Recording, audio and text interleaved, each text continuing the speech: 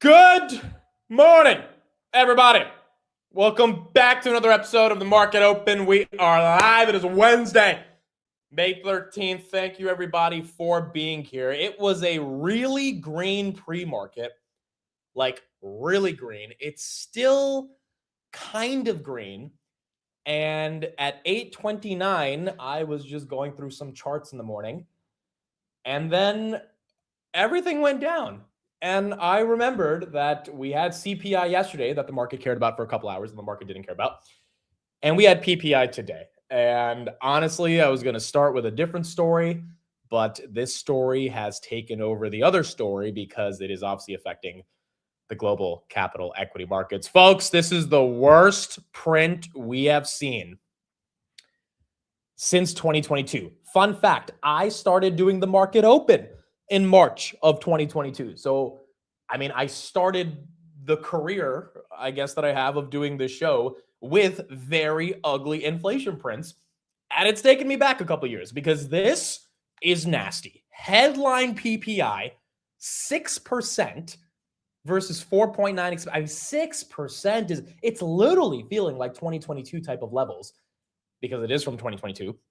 And obviously the market reacted and we went down. Now the S&P is only down, 39 cents, but we were up like $3. So there's been a pretty heavy reversal and we'll see how the market opens at 9:30. Core PPI was at 5.2 versus 4.3% expected.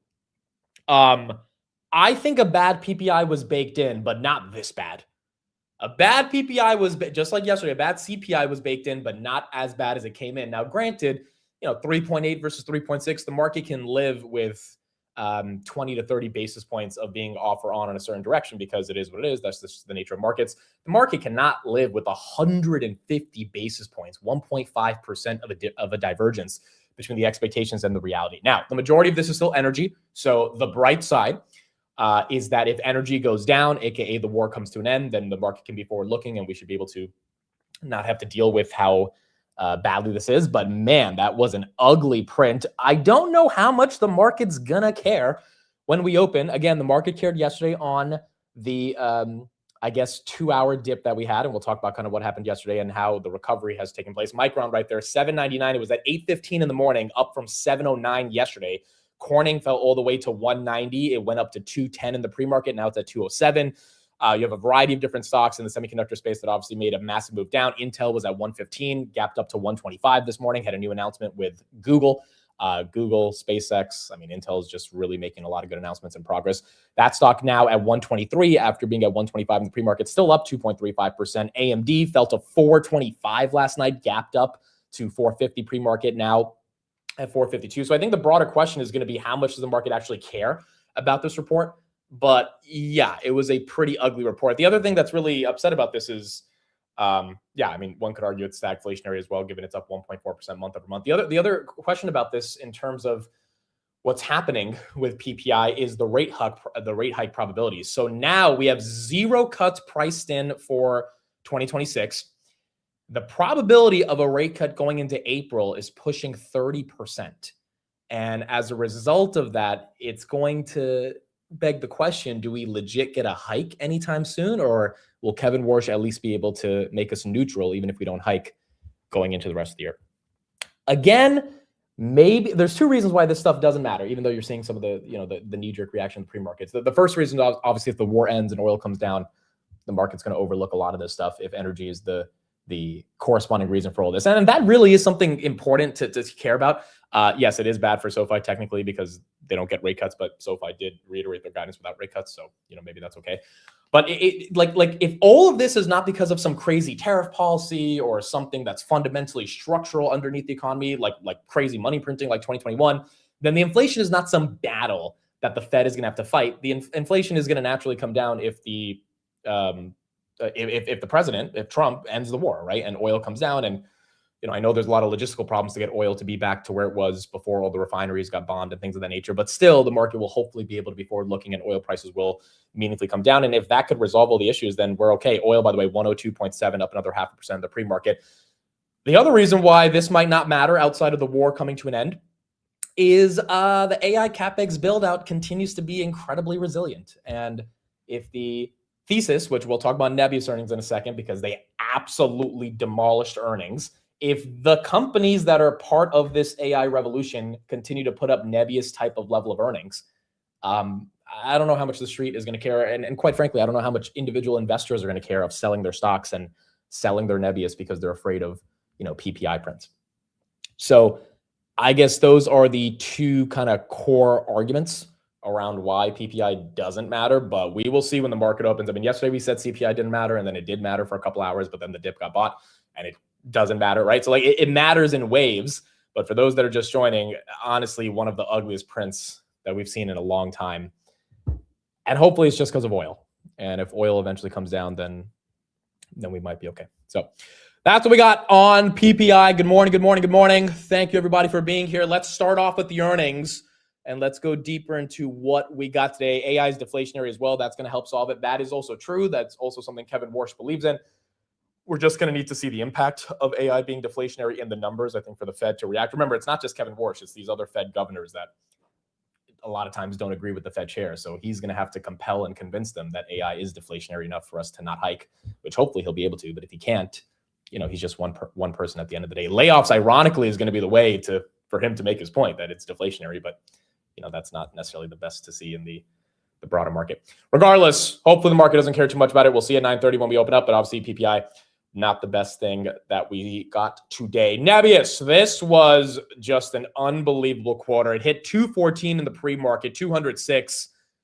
GG to the covered calls. I mean, the covered calls. This stock is this stock, Rocket Lab and Palantir in 2025 are covered call destroyers. Now, granted, Palantir in 2026 has allowed a lot of people to get out of their covered calls, and maybe that eventually happens with Rocket Lab and Nebius, but not right now. I mean, this stock is on a different chair. Rocket Lab, by the way, hit 125 in the pre-market before PPI came out. Now it's at 121. So what did Nebius do? Well, they beat all the expectations like they were supposed to, like a good company does, because companies know that the street has an expectation, and if they can beat it, that's all that matters. And that's what they had to do. So 399 versus 388 on revenue. That's a beat. 684% year over year. Adjusted EBITDA 129 million versus 90.5 million. That's a beat. ARR is up 670% year over year, 1.9 billion. They are still on target for their 7 to 9 billion of ARR, and by the end of the year, they will get 3.8 billion of actual revenue. They raised their contracted power from 3 gigawatts to 4 gigawatts, which just means they have more power capacity. More power capacity means they have the ability to sign bigger deals and get more data centers online, which is, absolutely incredible right here. The other big thing about the Nebius earnings is they raised their CapEx projections, but they reaffirmed their guidance on adjusted EBITDA, basically making the case that, hey, we know we're raising our CapEx to be able to continue doing what we need to do, but that CapEx is not going to stop us from being profitable on an adjusted EBITDA basis and also being able to hit our revenue targets. It's May, and Nebius is already at 3.5 gigawatts of contracted power. They guided for 3 gigawatts by the end of the year, so they're way ahead of schedule. And they also just announced their 2nd gigawatt scale data center in the US, and owned capacity now represents more than 75% of contracted power.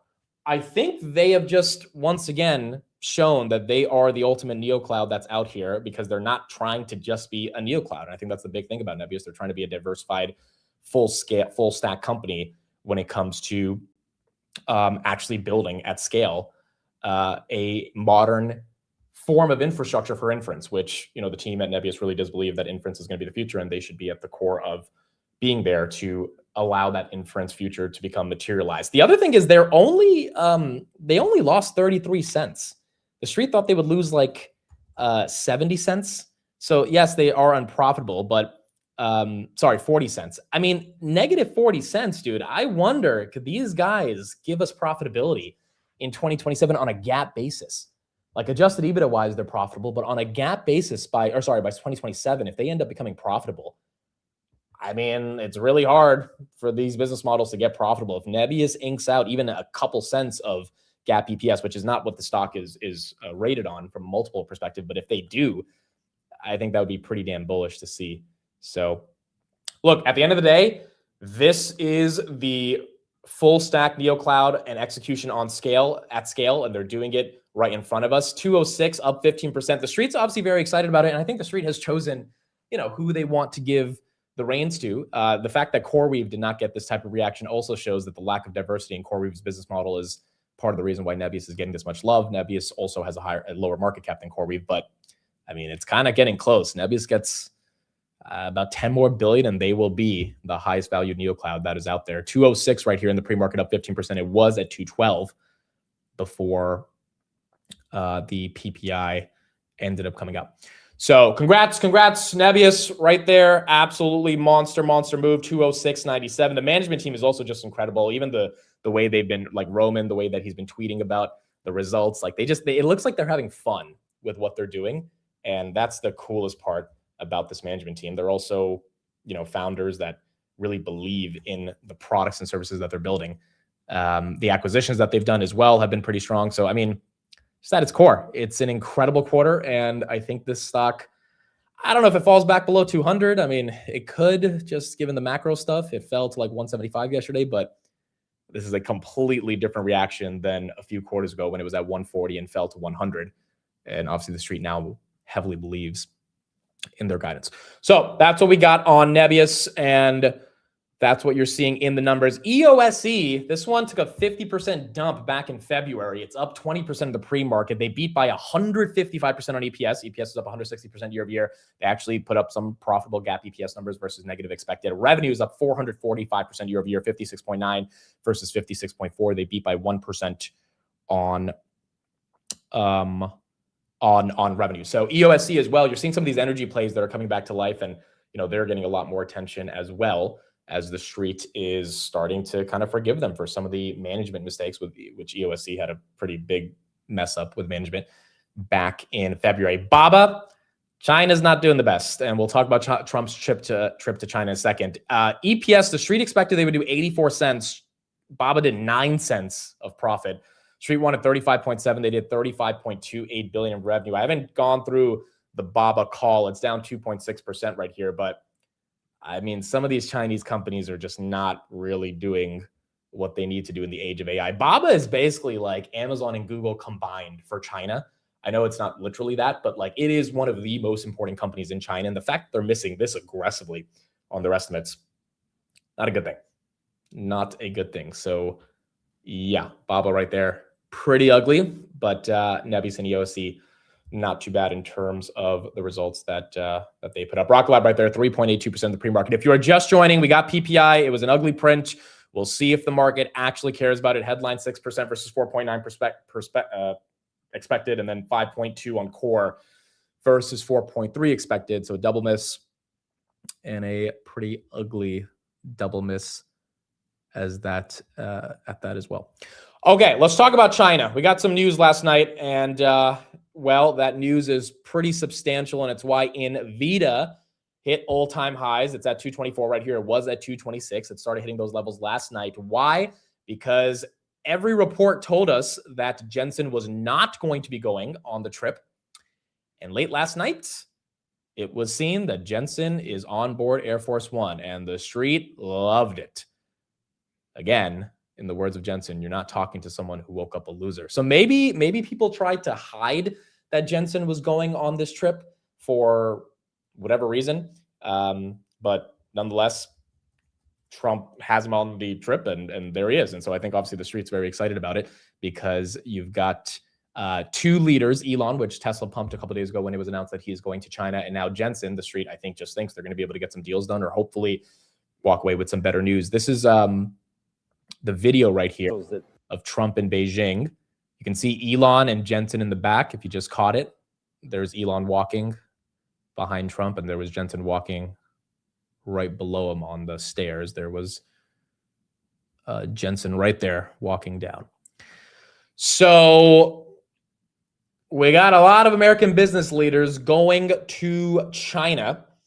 And I don't know what to expect from this. I'm assuming we're going to get something good in terms of news that is productive with the U.S. and China. This is what Trump tweeted last night. CNBC incorrectly reported that the great Jensen Huang of NVIDIA was not invited to the incredible gathering of the world's greatest businessmen and women going proudly to China. In actuality, Jensen is currently on Air Force One, and unless I ask him to leave, which is highly unlikely, CNBC's reporting is incorrect, or as they say in politics, fake news. It is an honor to have Jensen, Elon, Tim Apple, Larry Fink. Yes, he did say Tim Apple. That's hilarious. and all these other people. Sanjay Malhotra, CEO of Micron, coming to China. I actually really like this idea because, like, look, we're business people, right? Like all of us here that are investing, we want to see businesses succeed. And it's not just Trump by himself going to China to talk to Xi. It's him bringing the mafia of business leaders in this country. And I think it's kind of sending a signal that, like, look, America is all about business and we want to continue advancing business. And maybe some of these business leaders that have a lot of business in China, Elon, I think, has the biggest business in China. Jensen is trying to have a big business in China if he can get through these export controls. If we can get more deals done, then obviously that would be very good for the stock market. Now, the last time Trump took an international trip, which was May of 2025, when he went to the Middle East, and the market started pumping when he went to the Middle East because he started signing deals left and right and got all these different investments. He said something. And what he said was that you are going to see a stock market that pumps like crazy as we continue to execute on our mission. He said something very similar yesterday, and then the market did pump like crazy going into October. He said something very similar yesterday before heading on the flight to Beijing. And as soon as this war is over, which will not be long, you're going to see oil prices drop, and you're going to see a stock market, which is already at the highest point in history, go through the roof. You're going to see the golden age of America, frankly, and you're seeing it now. So as soon as this is, don't forget. You're going to see stock prices go through the roof, and you're going to see oil prices drop. The stock market, which is already at the highest point in history, go through a roof if oil prices drop. I mean, if history repeats itself, this was almost similar to the same tweet that he said, or the same quote that he gave reporters back in May of 2025 when he was dealing with all the tariffs. If that's the case, then, I mean, who knows, bro? I know it's a midterm year. I know the midterm years suck, but who knows? Maybe there is a world in which we start to get a lot more momentum. I mean, it's kind of crazy to say a lot more momentum given all the momentum that we've had, but if it is, similar to what it was last year, May through October might just end up being a massive bull run versus a massive bear cycle. But again, I think it's too early to call. We got to at least get through May. First 2 weeks of May have been incredible, but we got to see if we can continue holding on to that momentum. And the ugly, the ugly overhang is this PPI report. The 10-year, by the way, I don't even want to look at it, but we are pushing 4.5 right here. We get above 4.5. I think the street's not going to like it. 30 years, obviously above 5%. Like, this stuff is annoying. And I guess we're all just saying it doesn't matter because we're seeing that it doesn't matter. But eventually, if it does start mattering, then I guess we're going to have to figure out what ends up happening from there. So that is what we got. The war is creating more inflation with oil prices up. The stock market does not care about it. Eventually, we'll see if they care. If the war ends, maybe the stock market continues to go up because oil prices go down. But that's kind of the core thing that we are dealing with in regards to inflation. We're getting some more 13Fs as well. Uber started a position in WeRide in Q1 2026. WRD, this is an autonomous driving company as well. You have so many of these competitors to Tesla and Waymo, and it's like, I don't know how many of them are going to win long term, but Uber did start a position in WRD.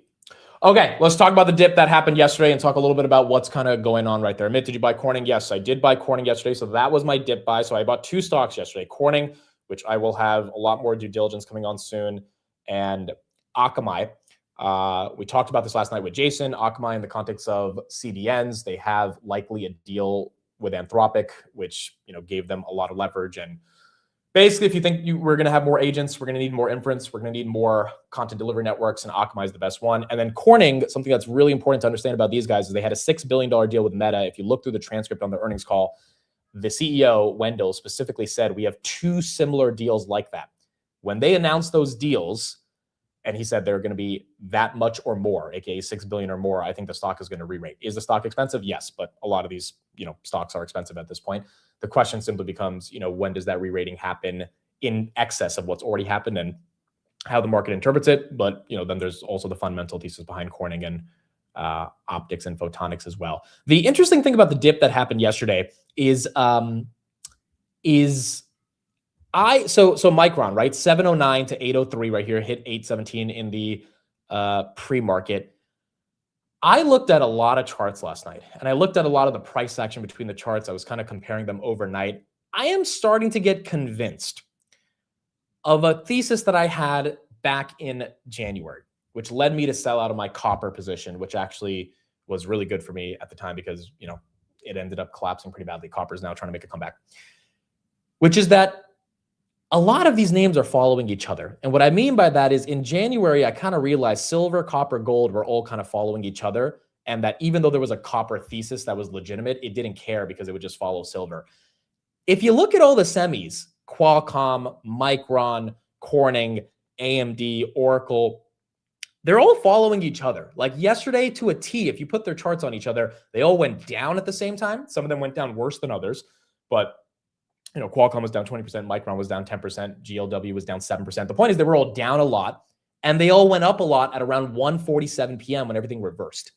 And I think the interesting thing about this right here is, like, if you're bullish on one of them, you kind of got to be bullish on all of them, is the conclusion that I'm coming to. Yes, you can pick individual stocks, and yes, there's going to be divergences between individual names, and certain names will outperform others, and certain names will have more aggressive drawdowns or rebounds than others, but it kind of makes the case for SMH in general. I mean, if SMH is down, every single component in the semis will be down. The only thing that was barely down yesterday was NVIDIA, because I think NVIDIA has, kind of separated itself into a league of its own. And quite frankly, it hasn't been running with any of the semis this year. So it kind of chooses to go up or down on itself. But like if Corning is down, Micron's going to be down.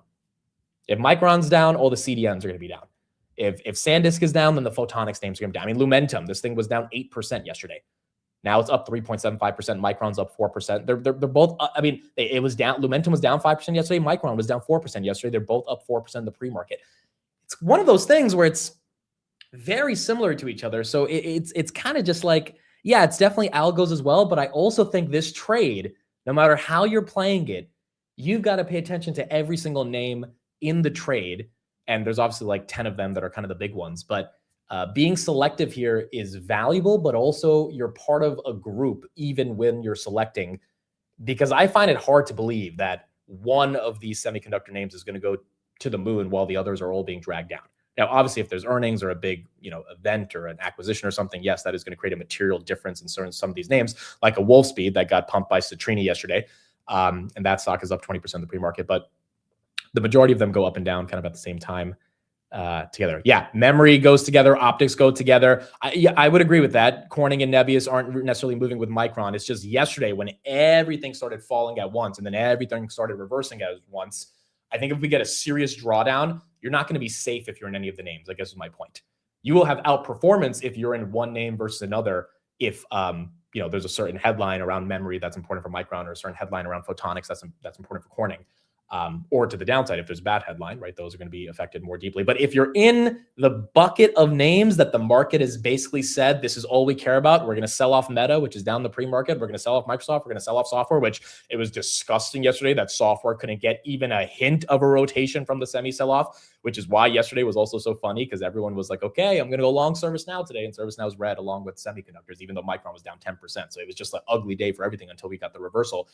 You're going to go down with the ship or up with the ship if these names go up or down. It feels like that's just one of the things to kind of understand, which is a little scary, because if there is a crack in the narrative, then I think they're all taking a pretty ugly dip. But at this point, you got to kind of believe there's not going to be a crack in the narrative in order for this train to continue. And hopefully, Jensen gives us a pretty good earnings that helps this continue this momentum. Here was Jensen yesterday in Alaska as the Air Force One was going for a refuel. And that's where he was pictured on the flight. By the way, Elon said that Jensen and him were the only ones on Air Force One. So everyone else probably took their own private jet to get to China. But Elon said just Jensen and I are on Air Force One.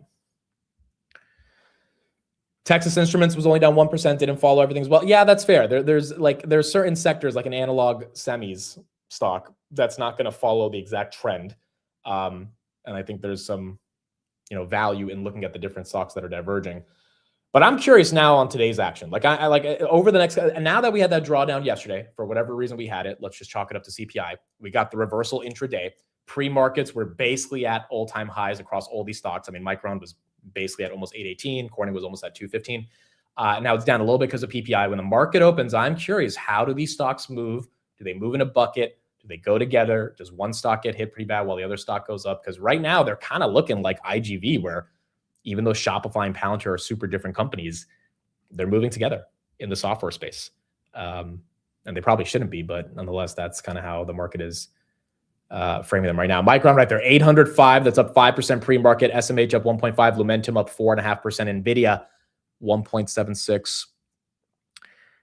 As that continues to go green. With these gas prices, they're taking like 10 different jets. You know, when you're that rich, I guess you can you can afford to do the private jet, and it is what it is. I'm not in any of the software fintech names, but is that happening there too? I mean, to an extent, yes.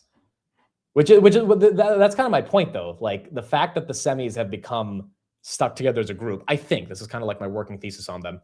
Like fintech and software means that, like, on a really ugly day, they're all down. On a really good day, they're, because again, like whatever reason for why Micron was down 10% yesterday is probably not a similar reason for why Lumentum should be down. But it doesn't matter, right? So it's like if you're thinking there's a photonics bottleneck and a memory bottleneck, and you're doing deep due diligence to try to say why the photonics bottleneck is more valuable than the memory bottleneck, for example. People are like, you know what, optics and photonics matters way more than memory. It's like, well, both stocks are down at the same time when we go down, and both stocks are up at the same time when we go up. So if you're long memory, you're kind of long photonics, is kind of what it feels like in terms of the price action. And we'll see over the coming days if that thesis continues to be true. But it's almost just like, it doesn't matter what price you get these names at, because you are in the bucket of going up or down with them if they go down or if they go up. And, you know, maybe that's just how the market is treating the concentration of the semiconductors, which is now 17% of the S&P 500 at this point. Rocket Lab, for example, has completely diverged from the space names. Rocket Lab 122.75. It was moving with the space names, and then it completely got out of that, as this one has, you know, proven a lot better execution. ASTS down another 0.5%. Rocket Lab is up 4%. So you could hedge with a sector short. Theoretically, yeah. And we talked about that yesterday with some of these inverse ETFs. That helps. Wix did not have the best performance after earnings. They're down 25%. I know this name has been going around FinTwit circles. I never really got the thesis. I understand Base 44 is like their vibe coding platform that allows you to like vibe code websites. And I know the fundamentals and the cash on hand and the revenue growth are relevant and important. The problem is, I just think like Claude can make websites for you too. And so if you want a platform that can build websites in an AI world, which was the thesis of Wix a long time ago. I used to use Wix like 10 years ago. Like, I get it, but I also just think the legacy model companies are going to commoditize any type of meaningful growth. EPS came in at 68 cents versus $1.22, revenue 541 million versus 544. So it was kind of hard for me to see the full Wix thesis, but you know, maybe this is a really good opportunity because I know the stock was already down so much going year to date, down 24% in the pre-market. But I've also come to the conclusion around AI that every time I think of using a GPT wrapper or a company that says we specialize in AI for XYZ, I just end up using ChatGPT or Claude. And so it's one of those things where it's like, if I want to build something, if I want to test out a thesis, that AI build out website that I launched yesterday that I use Claude to help me build, like I did it all in one space. And quite frankly, I did it on Claude. ChatGPT for making websites kind of sucks. I'm not gonna, like, Claude really is the winner, guys. Gemini sucks when it comes to building something. Meta, don't even try to ask it anything. Grok, it won't even know what you're talking about. Claude is literally the only thing that is like realistically helping, I think, people build stuff in a meaningful way. And they're winning.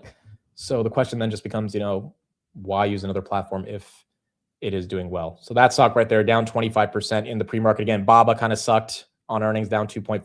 Palantir down another 1%. Nebius 15.7 as that one continues to go green. Speaking of Claude, Anthropic is raising $50 billion at a $900 billion valuation. So you've got Anthropic getting ready to raise a ton of capital, and they will have many dollars ready to go. Sorry, $30 billion at a $900 billion valuation. Anduril also raised $5 billion at a $60 billion valuation today. So you got Anduril raising money, you've got Anthropic raising money, and all of these dollars are likely going to allow them to keep spending this juicy capex that all these companies are benefiting from. A couple new stocks that I want to put on people's radar that I've been seeing going a little bit more viral over the past couple of days, and you're seeing some of the price action reflect that. So Peng is one that I've been seeing a bit more. Here is the Rosenblatt report on this. This is a memory play to an extent without being a memory play. This is a really good article right here that kind of explains what's going on and how this is playing out. So I'll link this right here, especially around with server cache. And there's a variety of different arguments to it. I believe someone by the name of Penny on X, I'm going to try to link their portfolio. Yeah, Penny Check right here. This is the person who's been talking about the Peng thesis. And it's a $2 billion company starting to go a bit more viral. So this person right here, Penny Check, has kind of put it on the radar for a lot of people. And I think that Rosenblatt report, which happened yesterday, memory product converging with AI factory forming cohesive strategy is kind of your one sentence thesis.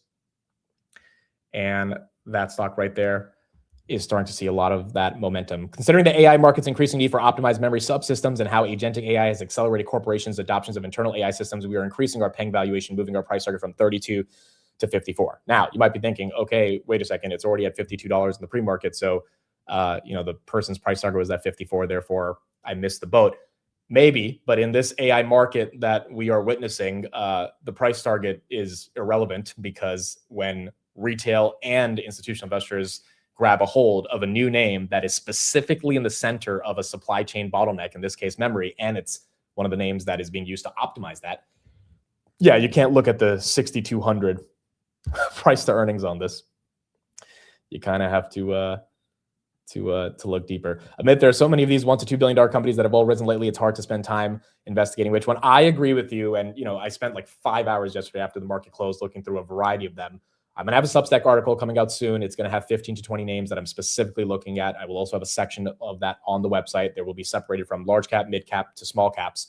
Not all of them are going to go to the moon. Not all of them I'm going to be taking a position in, but I will at least try to highlight through my due diligence. Peng will be on that list because based on what I've looked at last night, it does look like it's a much more sophisticated company than not in the memory space. It's hard. I get it. I mean, there's so many of these names that are out there, but kind of just got to step up the research if we want to find more of these gems. And I know the scary part is like, and that's kind of why I spent some time talking about this, the conglomerate of names going up and down. Because if Micron's down 10% tomorrow, I would imagine Peng is getting hit because it's in the memory space. And if the biggest memory stock gets hit, it goes down. So if you're bullish Peng, you kind of have to be bullish Micron to an extent. I know there's a valuation difference and stuff, but they're all in the same bucket. And you kind of just have to be okay with being part of that bucket. Which also is a little bit of a relief of buying a certain stock in that bucket, because you're either all going up or all going down. But it also means there's going to be different alpha between different stocks inside of that bucket, even if they do go up and down at the same time. The other big stock is Wolfspeed. Now, Wolfspeed filed for bankruptcy many times. It's up 22% in the pre-market. Citrini said that Wolfspeed is a decent name, and they did a piece on them. They also acknowledged that it could go to zero. So although it's up, Citrini did make the point in their article yesterday that, look, this thing could definitely go to zero if they don't fully executing. It's kind of binary in terms of what they're trying to do at scale. But this was one of the names that was more exciting a while ago, and it ended up getting hit. You're looking for infrastructure and particularly power infrastructure. Wolf is now making it onto the list. It also made the Morgan Stanley list as well, the bucket of MSX 800V stocks that they have. And so that one is making the rounds. The other one besides Peng and Wolf is DGXX. From my understanding, and correct me if I'm wrong, DigiPower, this is a theoretical Cerebras proxy. If I am not wrong, this is some of the due diligence I was doing on this one last night, particularly in the context of power. So this is a power company, and Cerebras, which is a chip company, which, by the way, their pricing is going to go live today, and their IPO pricing, and then the actual IPO is going to happen tomorrow. So this is one that's going to be important. So Cerebras is going to go public on Thursday. DigiPowerX has expanded its previously announced at the market equity program by $100 million, which is more diluting. They announced that they struck a multi-billion-dollar deal with Cerebras to provide up to 40 megawatts of compute power for an AI data center in Columbiana, Alabama, on a property it already owns. The 10-year initial term is valued at about $1.1 billion, which is why this stock is also getting some excitement as well. I don't understand the fundamental thesis on DGXX because I haven't gone through it. But if you can't get Cerebras tomorrow and you want a Cerebras proxy, this might be one that's out there. I think also one thing to understand about some of these smaller names, and the reason I'm bringing them up is because a lot of people have been asking for what are these new names that are out there. You have to be careful with them because they could either be zero or hero. So and Jason talked about this very seriously yesterday, and it's important to reiterate this. Many of these names should not be seen as investments. They should be seen as trades. Like, I don't know if I would hold a Peng for the next 5 years. I'm definitely holding my Meta for the next 5 years. So the question then becomes, well, am I holding it for the next 5 weeks? Well, if it makes a massive move, probably not. I'm probably going to dump it and move on. So if you're going to find a small name that you want to hold for the next 10 years, first of all, I think it's really hard to even have a thesis on a semiconductor name outside of like an NVIDIA and AMD for the next 10 years, because there are so many nuances to being able to want to hold some of these names, especially if they have the ability, the moats to continue compounding revenues over the coming years. Part of the reason, by the way, why Micron is getting the valuation discount that it's getting, I was looking at some of the analyst estimates last night. You have to be fully against the analysts, by the way, if you are buying Micron right here, because it's a pretty ugly picture in terms of how they're thinking of anything beyond 2028. So they think this year they're going to do $58 of EPS. Next year, $102 of EPS, which is why the stock trading at $780 is a 7.4 times premium. But then in 2028, they think the 600% EPS growth and the 75% EPS growth goes to -17, -60, and then -13 year over year over year. They're expecting them to do $29 of EPS by 2030, which is 4 times lower the EPS they're expecting them to do in 2027. So in 2027, if they do $100 of EPS, and let's say you put a 10 times multiple instead of a 7 times multiple, because that's more reasonable, they become $1 trillion company, or more than $1 trillion. They get to like $1,000 a share, 1,200, something around that range. But by 2030, that $100 of EPS multiple is not going to exist if you disagree with the analyst updates or the analyst estimates. And so that multiple would have to go down, which means Micron is going to have an ugly drawdown if the analysts are wrong on this. And the reason I'm bringing this up is because a lot of these smaller names, if they're kind of in the same bucket of having this massive growth right now, which means it's a great trade right now, and then that falling off over the coming years, they're not investments. Like, you just have to be honest with yourself that they're not investments. So if you are a pure investor and you don't care about all these different opportunities that are out there because you don't want to have to manage, when it goes up by 10%, selling it or not, because a lot of these names probably are a sell if they go up 20, 30%, just in terms of the short term, taking some profits, then you stay away from them, right? And you focus on the names that you think will be around 10 years from now. But a lot of these opportunities that are coming up, they go up, they go down, and it's kind of a cash grab in the middle of this. So that is what we've got going on. And the other thing about Micron is some of the analysts obviously probably just haven't really looked at 4 years out in terms of their estimates. So that's why the estimates are low. But if they only have visibility into a couple of years, and, in those couple of years, they still think by 2028, it's going to start drawing down, then that is why the forward PE continues to be like this. If you look at Google's earnings estimates, it's going up until 2030. If you look at Micron, it's going down, which is why Google gets the 35 times it's trading at, whereas Micron gets 7. If Micron proves them wrong and shows, no, we are going to be growing our EPS till 20. We're going to do $100 this year. We're going to do freaking $300 by 2029. Then the stock is going to go to 2.5 trillion, right? Then it's absurdly undervalued, and eventually the price will catch up. But the question is, do you believe that will actually happen? AMD right there, that's up 1.5% as well in the pre-market at the moment. Nebius, we got 5 minutes until the market opens. Nebius is at 204. We'll see how this opens. Put in the chat, what do we think on the market open, green or red? I'll do the poll as well. Again, Trump is in China. Hopefully that gets us some good news. If you're just joining, the PPI print was absolutely disgusting. 6% first PPI print we had. That bad since March of 2022. Mortgage rates also the highest in 5 years, unfortunately. So we're seeing a 10-year effect. Mortgage rates as well. Underlying economy, probably not the best, but AI CapEx spend, that is what that matters. Bank of America, they increased their price target in NVIDIA from 300 to 320, and they also raised their AI data center system forecast from $1.7 trillion in from 1.4 trillion. The firm now CPI accelerators at about 1.2 trillion and networking and basics at 316 billion.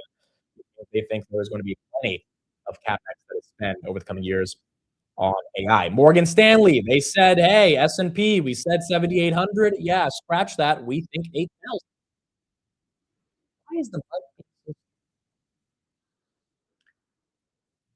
Okay. Give me a second. Let me fix it 1 second.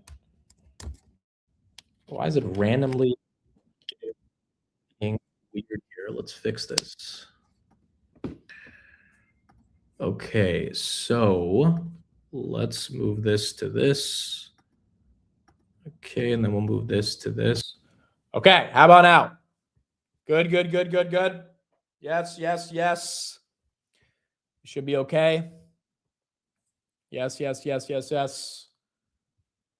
Better, better, better. Okay, we're cool. We're cool. Morgan Stanley raised their price target from 7,800 to 8,000 on the S&P 500. So you got the Morgan Stanleys of the world raising their targets. You also have, obviously, Bank of America increasing their earnings estimates in the context of AI for CapEx spend. So that one is going up as well. ETFs have passed $700 billion in year-to-date flows. If the year ended right now, it would be the fourth best year ever in the history of the stock market. They are getting ready to break the 1.5 trillion of earnings that they had, or not earnings, but year-to-date flows that they had from 2025 into 2026. So the money is coming back into the market. Take a look at this chart as well. U.S. equity momentum stocks are experiencing one of their sharpest rallies ever relative to minimum volatility equities. This is a 5 standard deviation overshoot, just to show people how aggressive the momentum has been. June 2008, before the collapse, it was pretty high. March 2000, before the collapse, pretty high. February 2021, before the collapse, it was pretty high. We are 5 standard deviations above that right now. Momentum is obviously winning, even in the midst of some pretty crappy news like what we're seeing with PPI. Right now, the market doesn't care. AI CapEx is the only thing. And as long as that matters, that's how the street is going to be judging a lot of stuff. But going back to the point of a lot of these stocks being pegged together, if we're 5 standard deviations above the highest level of momentum stock volatility we've seen in history, that is why all these names, I think, went down aggressively yesterday and came back up aggressively yesterday as well. They're all, at this point, going together. And now the market is going to continue to see if those names can keep up their momentum. We have 8 seconds before we have to make sure that everyone wakes up, and the only way to wake people up is if you don't mute. Ladies and gentlemen, the stock market is now open.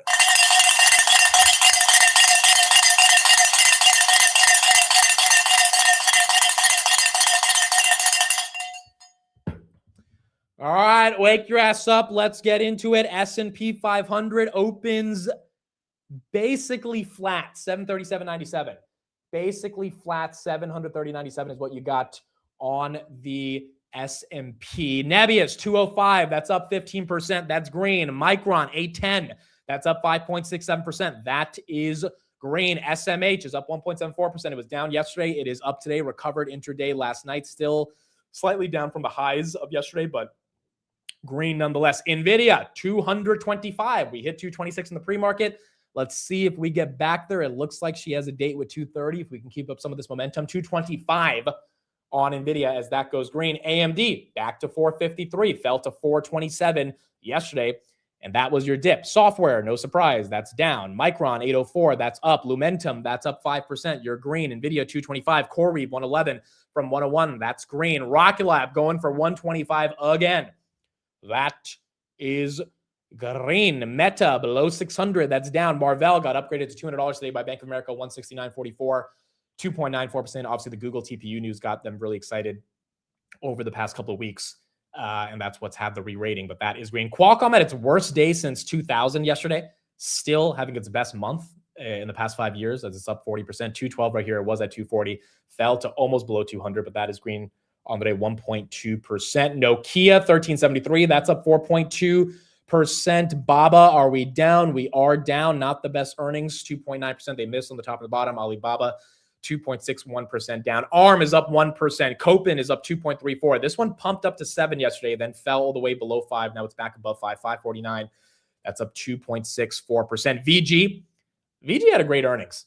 They had a really good earnings. They increased EBITDA by $3 billion on the guide. The problem is, at this point, it's a stock that goes down when oil goes down and stock that goes up when oil goes up. So if we get any progress on oil going down, the long-term thesis is intact, but the short-term volatility might end up being to the downside. VG, though, that's up 3.35% as oil is up about 2% on the day. Circle, that's up 0.5%, and that's green. Is SoFi going down? SoFi is going down 2%. I don't have a headline for you on SoFi. They did acquire some company yesterday in the UK, if I'm not wrong, some fintech platform. So they did have an acquisition yesterday, but the money is just not in fintech right now. The money is not in anything other than data centers and AI. And that's just something everyone kind of has to come to grips with. Micron holding the line at 800, not getting back up to that 817 level yet, but still at 804. It's a massive move up from 709 yesterday, so still pretty big green. Palantir is 136. That's green. Palantir, the reason it was up yesterday after hours is because the Golden Dome is being increased to, it looks like $1 trillion, up from 185 billion in terms of the amount of spend that's going to be spent on that one specific contract, which is really good for Rocket Lab, really good for SpaceX, really good for Palantir, really good for Anduril. So I think that's why Palantir caught a bid last night and diverged a little bit from some of the software names. Shopify, are we below 100? We are below 100. Silver is up another 4%.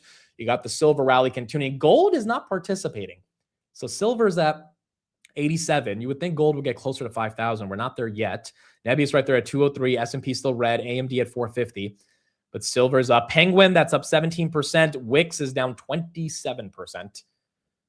Streets obviously not having the happiest report here in the context of some of these earnings. SoFi took over Primary Bid, which is a company in the UK, a fintech pioneer in the UK. So that's what SoFi acquired yesterday. Fastly, is that red? That is slightly red by 11 cents, 1901. Again, Akamai and Fastly are kind of your core CDNs, along with Cloudflare. It's just Cloudflare is really expensive compared to both of them. So Cloudflare, not traditional SaaS, given its AI infrastructure. Fastly just flipped green, but it is a CDN. And if we think we're going to need more agents, we're going to need more CPUs. We're also going to need more CDN infrastructure. That's where those three companies come into play. ASTS flips green as well. Flips green as well, as you're seeing some more. Wow, is Apple trying to go to freaking 300? Look at that, 296.70.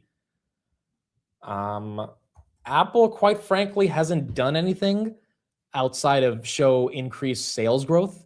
But regardless, the street likes it. So what I mean by that is, I think the street has been waiting for an agentic Siri or some type of AI moat to their hardware devices that they haven't really introduced. But the sheer level of demand, the fact that they have to partner with Intel because they don't have enough supply for all this demand, is enough of a reason for why the street's excited about it.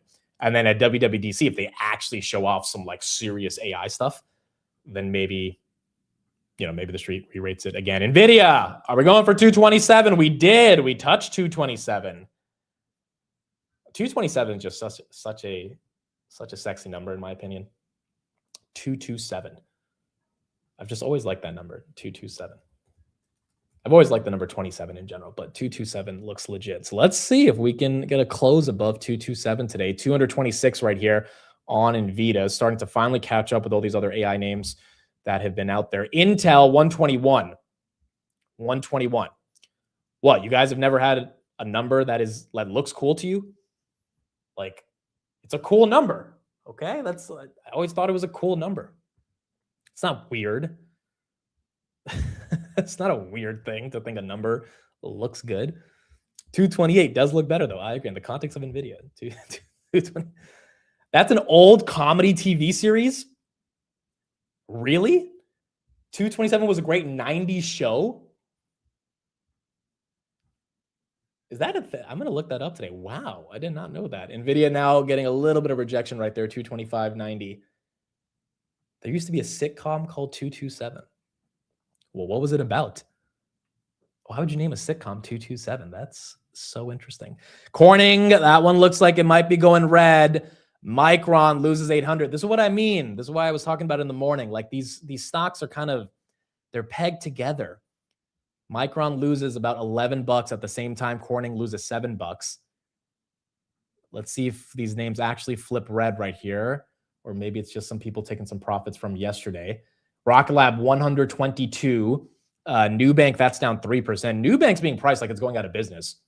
I don't know what the hell's happening with Nubank, but they've been crushing it every single quarter. And for some reason, they've not really, I guess they're not a chip company. So, it is what it is. The market doesn't care. Qualcomm 214.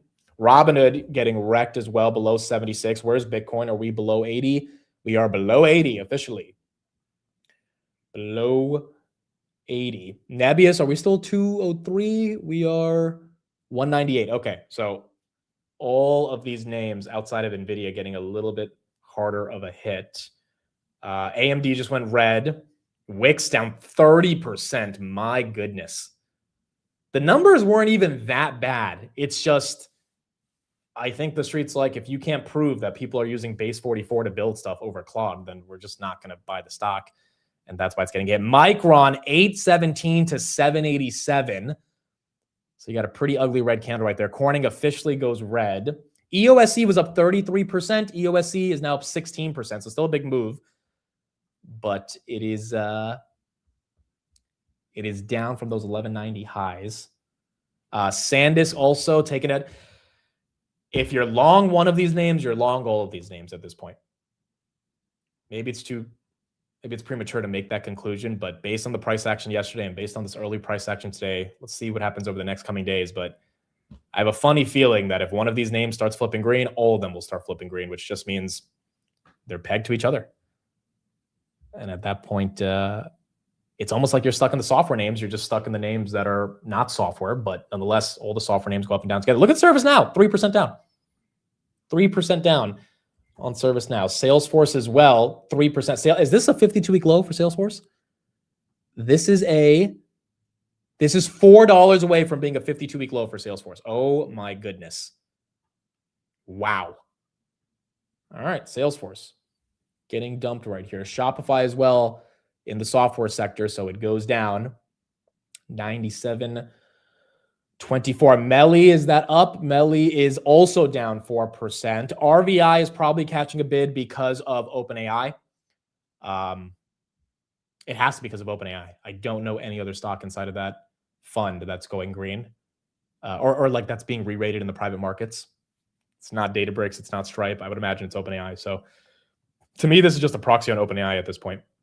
And because people are so desperate to get proxies to the private market, they're probably bidding it up, which is why VCX also is getting the bid that it's getting. Iran goes red by 2%.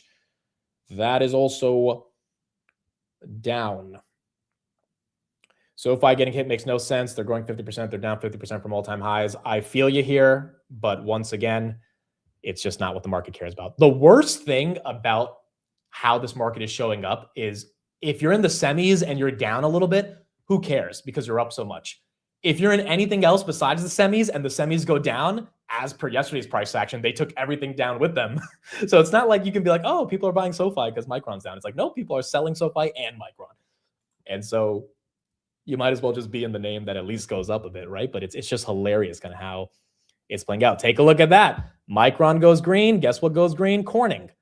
Corning back to 200, Micron back to 792. I mean, it's almost laughable how pegged these stocks are to each other, which means if you're in one, you have to kind of accept your faith with the other ones. Marvell, 175, that's up 6.5, as that is also going green. Rocket Lab again continuing to hold on to some of that green that it's had for the past couple of days. Apple, 297.40. Apple, $4.37 trillion market cap. Lily's up. Is Lily up? Lily is up above 1,000 as well. So that's green.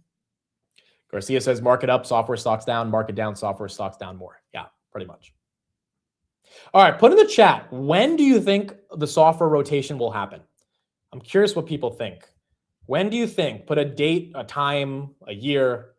When do you think it'll happen? Because when it happens, it's going to happen to all of them. And the reason I say that is because if Palantir or AppLovin or Shopify couldn't diverge from the pack based on their earnings, that means they will go up when Adobe, Salesforce, and ServiceNow go up. They're not going to be prone to going up and those guys are going to be down. Like, we just have to accept they're all pegged together. And I kind of think my theory is that after the IPOs this year, the street might feel a little bit more comfortable buying software stocks. But until Anthropic and OpenAI go public, there's going to need to be liquidity coming from somewhere. And I don't think people are going to sell their Micron. I think they're going to sell their ServiceNow to get that liquidity.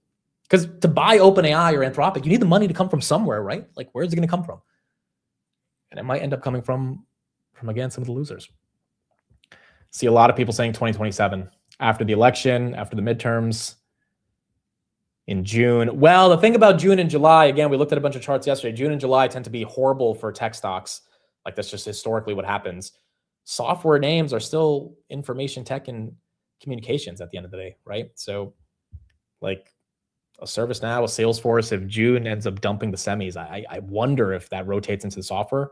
Also, what's the narrative to rotate into software, right? Like forget the numbers and the valuation. What's the narrative for the street to be like, yeah, we're going to dump our Micron and go to ServiceNow? There is no narrative. There's no bottleneck. There's no massive growth. There's only threats of Anthropic commoditizing. Like there's at least a thesis with a Micron or a Corning or an Intel. Even a Nokia. There's like a thesis there that the street could get excited about. You know, CPUs, AMD, there's a thesis there. There's not that much of a thesis on the software names outside of valuation. I think that's also what the street is a bit afraid about. Meta trying to get back to 600. Meta right there, still red on the day. Chris says after the summer, once the narrative shifts on earnings. Okay, so that begs the question, why would the narrative shift? And when I mean why would the narrative shift, not why the narrative would shift on software, why the narrative would shift on semis to get people to buy software. Because I feel like it's not just this thing has to be good, it's more this thing has to be bad in order for this thing to look good. And maybe bad is just defined as valuation. Maybe the semis get so overextended that people are just like, all right, enough is enough. Which you would think is happening right now, but it's not, given the momentum here. But outside of that, I don't know the fundamental thesis. Palantir was at 138 last night, now 133.92. Back down. Another 2%. What if CapEx tops? That's actually a decent answer because theoretically that would probably disprove the narrative. But, I mean, every report we're reading says that CapEx is only going up, which I'm getting a little skeptical of because it's like, dude, how much can the hyperscalers keep spending?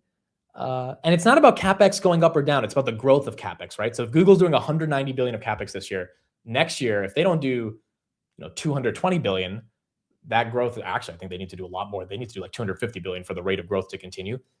Let's say they do 120 billion, next 70 billion less.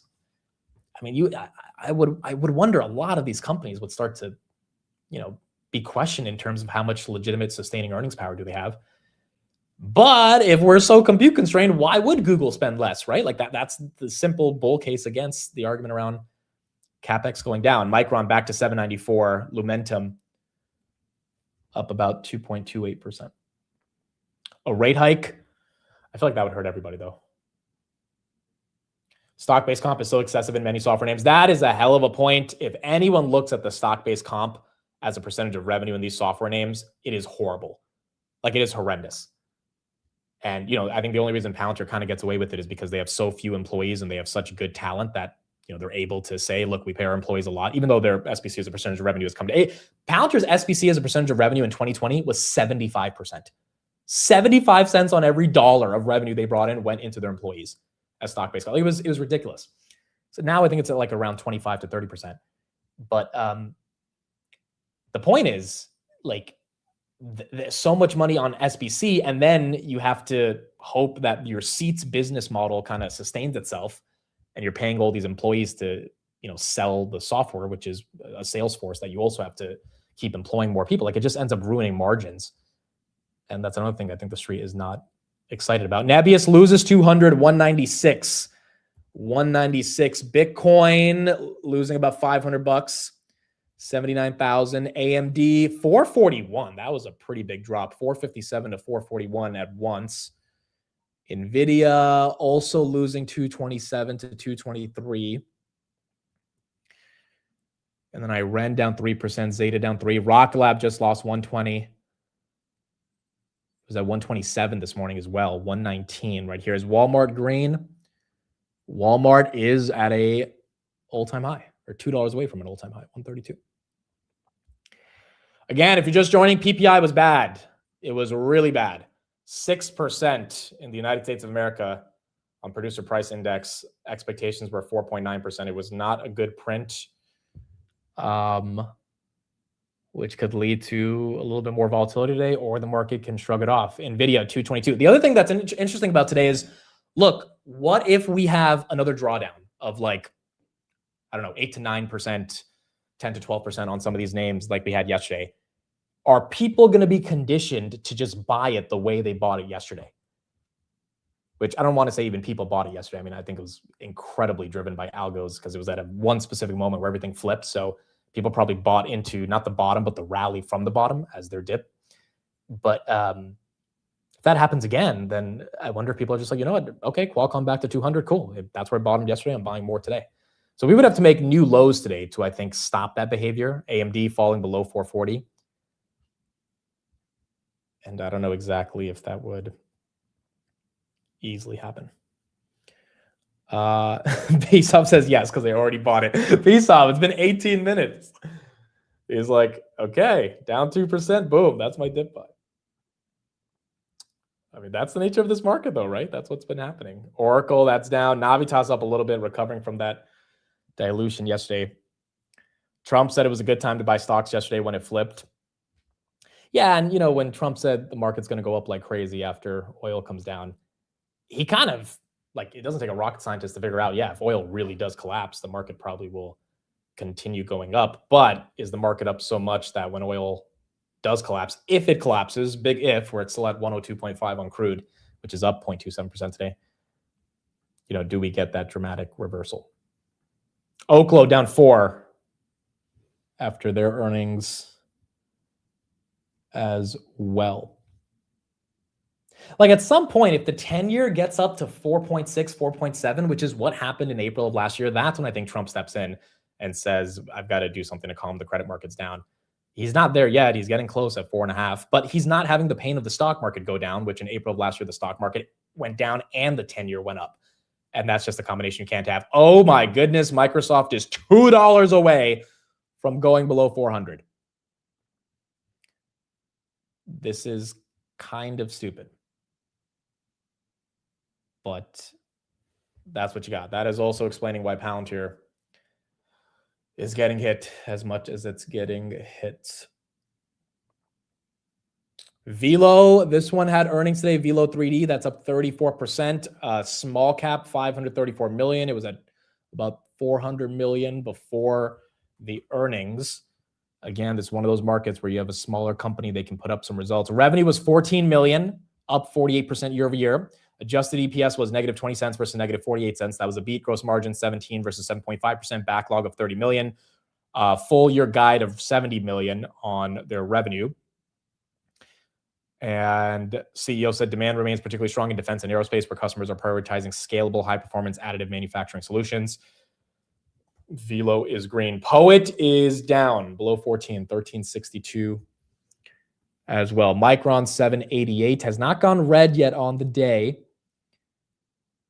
but you are still green. Wendy's is up because Nelson Peltz might be taking a stake in the company. That's why Wendy's was up 34% yesterday. Wendy's right there, up 3.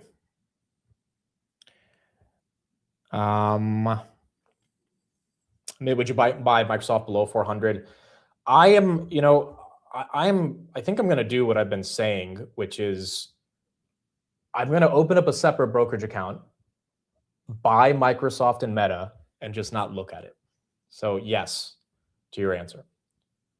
Like, I just kind of think this is ridiculous. And I feel like I'm just going to set a small amount every month and just buy Microsoft and Meta and have that brokerage account literally. And the reason I want to keep it separate is because I don't want to look at it. Like, these are two companies that it's just not worth trying to trade or do covered calls or anything. Like, these are two of the best companies on the planet, and the market is acting like they're dead. Like, it is unbelievable. And you can give me the bear cases on them. There's plenty of bear cases for every company, but goodness. Do you think Meta and Microsoft are not going to be around 10 years from now, 5 years from now? Are they not going to be materially more valuable than they are today, even if they have to go through a drawdown? Now, short term, Nebius is going to outperform. Micron's going to outperform. It just is what it is. But did you buy Corning yesterday? Yes, I bought Corning. yesterday. 195, 196 was my price.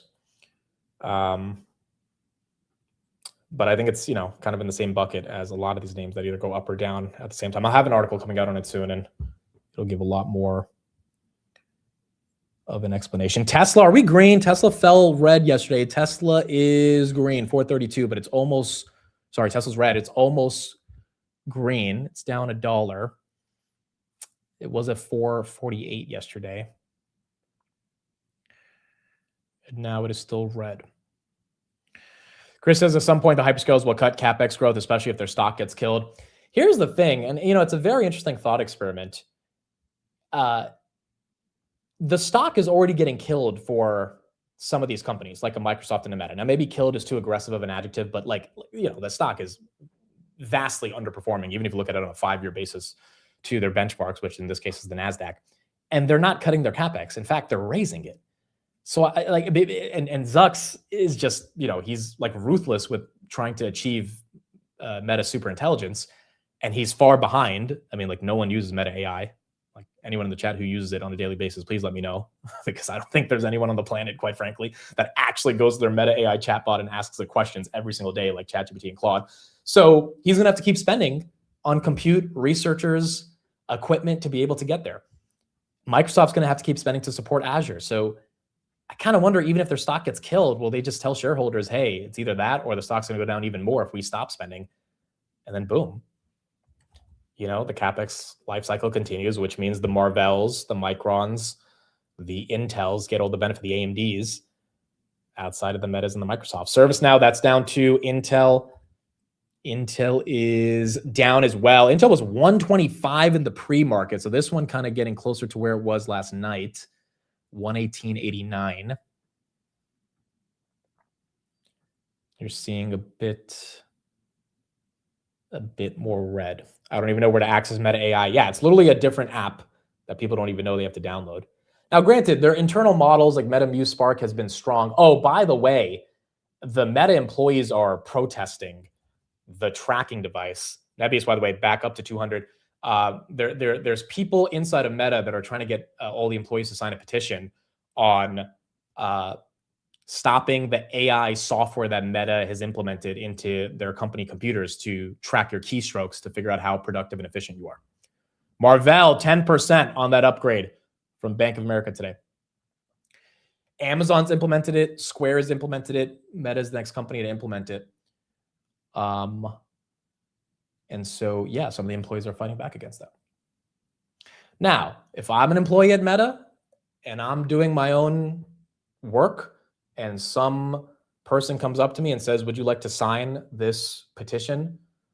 I'm going to politely tell them, no, because I want to keep my job. So I'm not signing shit.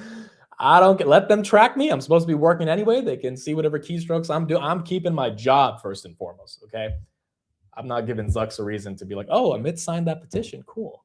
Let's find a reason to fire him. So I wonder who's going to sign it. But like if in this market environment where companies are laying off every other day, for someone to sign that and assume their job won't be under jeopardy, it's like, I guess you're already rich, because I feel like that could be a red flag. Microsoft right there, 402.68, down 1.2%. That's lame. How is that lame? Your job is your livelihood. If you want to give up your job because you don't want to be tracked on your computer, that's fine. But like, I also think you got to pay your rent, right? That stuff also kind of matters. Like, yes, does Meta have an absurd amount of power? Do companies have an absurd amount of power with their employees? Sure, but you also have to pay your bills. So to me, I'm like, I'm going to make sure I play within the rules right there. Micron back to 800, but it's like trying to hold on even though it can't. 799.54 as it is up there, but not necessarily trying to hold on. If you have nothing to hide, you should be fine. Yeah, also like, dude, if I'm an employee and I'm supposed to be working, then I wouldn't like it. I wouldn't like to be micromanaged by some employer, but it's either that or your job, right? Like at some point the decision becomes easier than not. AMD is still below 438. Is App Lovin' down? App Lovin' 455. Wow, it's down 7% today. Every day, it's up or down 7%. As that one continues to get hit. Marvell at 182. That's a new all-time high for Marvell. Is this the sell in May? Well, it's not really a sell in May because Micron's up like a lot in May, but it's like struggling to hold 800 right here. Again, at least it's not 700 like yesterday. We're not seeing that type of a sell-off, but it's oscillating back and forth. You're not really seeing a bottom being put in for the day. Mitt, do you think Palantir goes below 75? I don't think so. I think I was talking about this yesterday with someone, but I think 120 is kind of the well, 120 is where it bottomed out last time, right? So if we go below 120, all bets are off the table. I don't think we go below 100.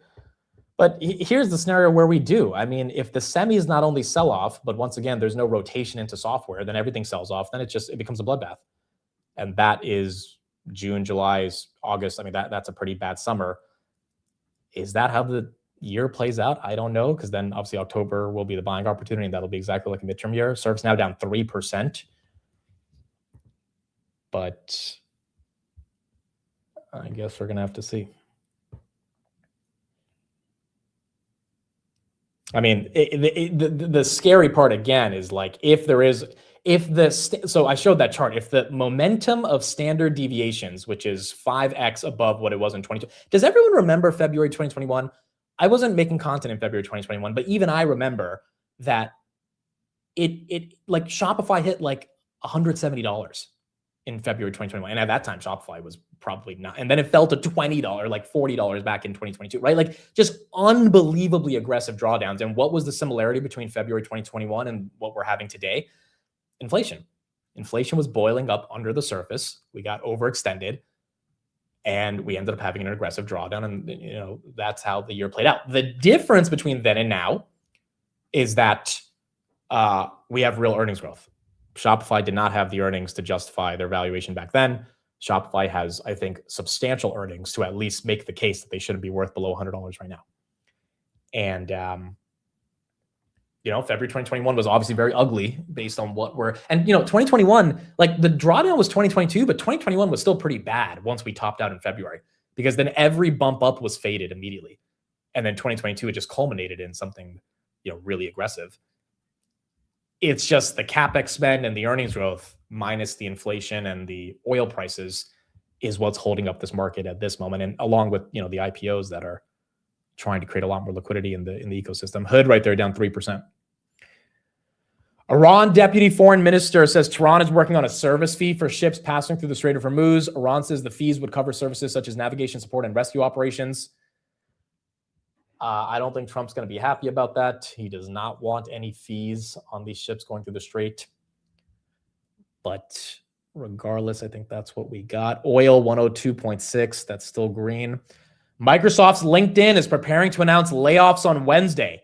5% of their staff. Wow. Okay, Microsoft joins the party with layoffs. We had Meta do it. We had UPS do it. We had Amazon do it. We had Coinbase do it. We had Square do it. We had Verizon do it. Now Microsoft. LinkedIn, 5% of its staff. Let me see if Gemini answers. How many employees work at LinkedIn? Oh my goodness. LinkedIn has 21,000 employees. Why does LinkedIn have 21,000 employees? Why do you need 21,000 people to run LinkedIn? Shopify down 3%. Garcia. Oh my gosh. The amount of LinkedIn posts that are going to be what Garcia just tweeted or put in the chat. I'm thrilled to announce I've been laid off by LinkedIn. LinkedIn is going to be the funniest platform in a couple of days when we start seeing that shit. But why do 21,000 employees as of early 2026, 18,500 to 21,500 full-time staff globally. It was 18,500 in 2024 officially as per Microsoft. So you would argue it's probably up a little bit since then. But even if it's 18,000, What blew my mind the other day is I also found out eBay has 21,000 people. Like, how do you need 21,000 people to run eBay and link? eBay doesn't even have the inventory. It's literally a middleman. It's not like Amazon where they do fulfillment. LinkedIn's a freaking website. Like, you can't tell me you need 21,000 people to manage that. In the age of AI, I mean, Micron losing 800 again, 792. Shopify losing 97 as that one continues to go down. I mean, this is pretty incredible. I mean, when is the podcast with the Micron CEO? I don't know. I'm not doing it again. Brad Gerstner is doing it, but I would imagine in the coming days that will be out. And then we're going to see. You know, quite frankly, I think, again, AI is getting a lot more people to be excited or getting a lot more companies to realize that they are too bloated. And they're kind of using it as their excuse to downsize, even though they probably need to downsize for a while. Pentagon to set announced framework agreements with Anduril, Cospire, and Leidos on Zone 5 low-cost containerized munitions. Okay, that is bullish for Anduril, even though we cannot trade that. Are you buying the Cerebras IPO? If I get shares at like 160, 170, yeah, I will try to request it, but will I get it? I have no idea. I think it's going to be one of the hottest IPOs this year. It's going to be massively oversubscribed. Meta getting a little bit of a bid right here, 607.70. But I do not think I'm going to be able to get those shares.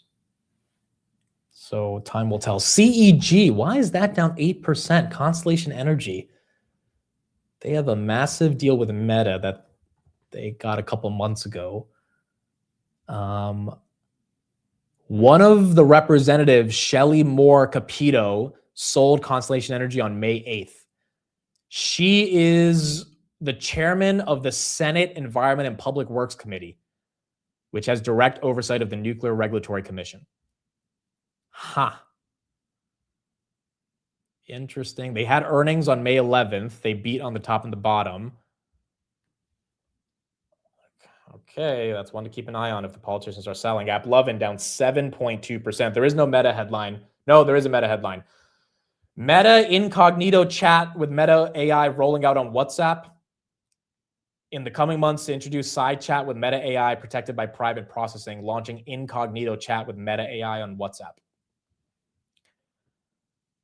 I don't know what incognito chat with Meta AI means. Are they talking about business? No, they already have business chat messaging. I have no idea what incognito chat with Meta AI means, but it looks like that's your headline, and I guess that's enough to get the stock to go up. It's for drug dealers. Wix is down 30%. Cerebras is tomorrow. It's not today. It's tomorrow. Are those chats not being saved with AI? I guess. I still think Meta's going to have the ability to access those chats, though. But I guess that's what you're seeing. I don't know if that's really pumping Meta, though. I think the semi stock's taking a little bit harder of a dip. Where's Micron? Micron 792, still up 3% of the day. That could be the reason. Baba with a reversal here. It was down 4 on a double miss. Now it's up 7. Maybe some rotation going international right here. And that's getting a little bit of love as well. Tesla flipping slightly green on the day. Craig, thank you for the super chat. Are we in a pause before NVIDIA earnings? I don't consider this a pause. I mean, Micron was 600 in the beginning of May. Like, it's at almost 800. So, being down over the past couple of days or being a little volatile to me is not a pause. I mean, NVIDIA's hit all-time highs today. There's no way that could be a pause. But it kind of gives you market sentiment, right? For people to think that we're in a pause after 2 days of a little bit of red goes to show how conditioned we are for that much green.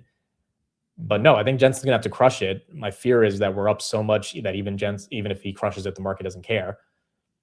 But maybe if he crushes it, Micron heads to $1 trillion, NVIDIA heads to $6 trillion. Maybe that is the catalyst you need for this thing to just go absolutely crazy. Zeta right there, down 2.6. CleanSpark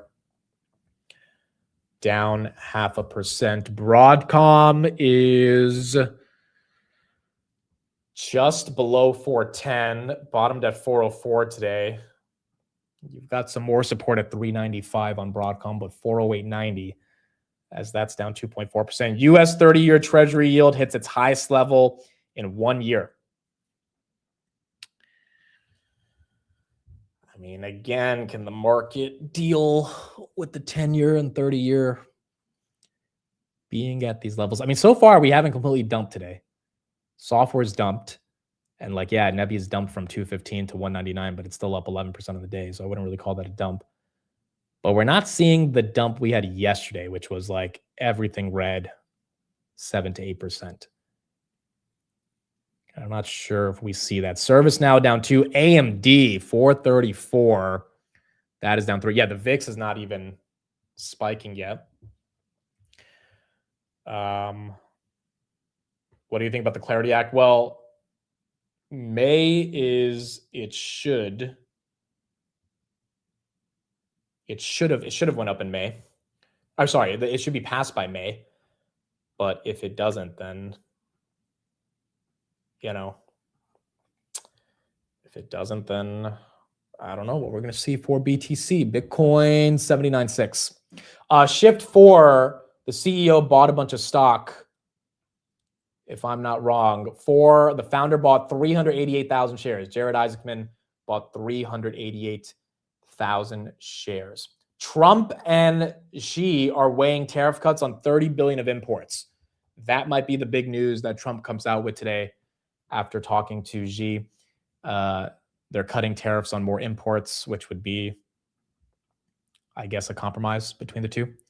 Waymo is now in Miami, Austin, Atlanta, Houston, and San Francisco as they continue to expand to all those new cities. Here's a chart as well about oil, which is kind of why oil prices have not really been the best. We are still releasing barrels from the Strategic Petroleum Reserve. It's a record amount of barrels that we are releasing, more than 500,000.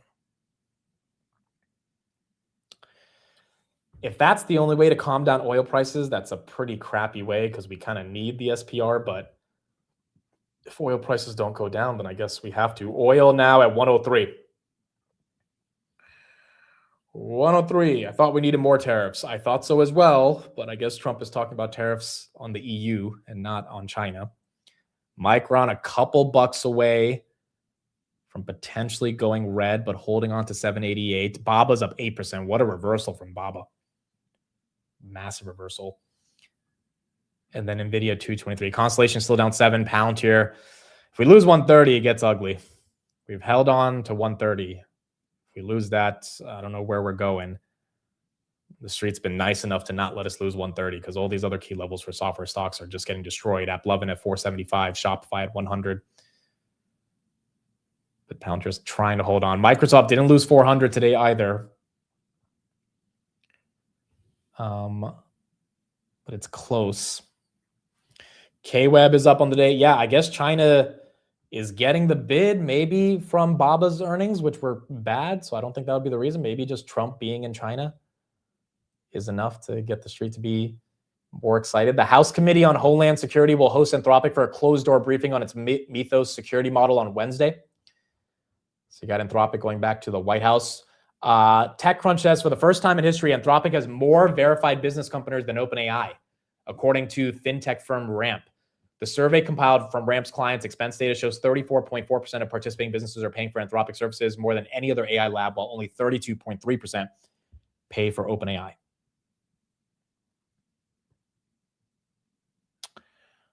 Okay. Anthropic continues to win. Wix right here.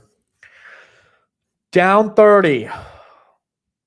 Down 30. Is Neo up a little bit? Neo is also up with JD, Baidu, and all your China names. Baidu's up 7%. That's a crazy reversal on the Chinese stocks. Maybe the semis are dumping to rotate into China. At least a little bit. That's incredible, dude. That just happened literally within 10 minutes. All the Chinese stocks started popping up. Did anyone buy the dip this morning so far? Put in the chat if you bought anything. If there was any dip that was kind of attractive enough. Qualcomm down about 1%, AMD down 3%, ServiceNow still down 2%, Apple holding on to 295, SoFi still down 3%, Bloom down 1%. QXO has earnings soon. That's down 3% today. See a little bit of Fastly, a little bit of Micron, a little bit of CoreWeave. I just bought Uber Eats. Nebius, SoFi, VG. We're getting a pump on oil prices, $13.88. All right, so I mean, there is appetite for people to buy more of this stuff. Again, that PPI print was just bad. The CPI print was bad too, but the market didn't have an impact of it until the end of the day, or until the middle of the day. So see that happen again today, or maybe we'll move on. Here's a little bit of coverage right here on some of these bigger names like a Nebius that rents GPU compute and operates energy-heavy data center campuses for customers. The stock, like you mentioned, is definitely moving higher after a strong EBITDA beat, so it's a measure of profitability for core operations. But more importantly, the company is scaling aggressively. Nebius says it's secured up to 1.2 gigawatts of power and land in Pennsylvania for a new AI data center campus. That's really a massive amount of energy, just underscoring how power hungry these AI workloads are. They also raised their contracted capacity outlook to more than 4 gigawatts by year end, up from 3 previously. This comes after some selling pressure just in the neocloud space yesterday. You saw it with CoreWeave, you saw it with a few names, but analysts at Mizuho say demand in both AI infrastructure and also crypto-linked compute actually has remained solid over this last little while. So there could be just some dip buying too, adding to the Nebius increase. Then there's Wolfspeed. Look at that name, up almost 11%, extending a huge run. The chipmaker is now up roughly 50% over the past week. A big driver here is a bullish call from research firm Citrini, which says Wolfspeed is essentially a turnaround AI infrastructure play. The company had overbuilt capacity ahead of demand and went through bankruptcy. It exited in September. But now, on the other side, those same assets could be extremely valuable and hard to replicate. So you're wondering, what are these assets? Wolfspeed is a U.S. chipmaker that produces silicon carbide power semiconductors used in EVs, fast chargers, grid equipment to handle high power more efficiently, which is key for data centers. So what you're seeing in both of these names is really investor appetite coming back for anything tied to the physical build out of AI, power, chips, and data center. That's why they're both up over 12%.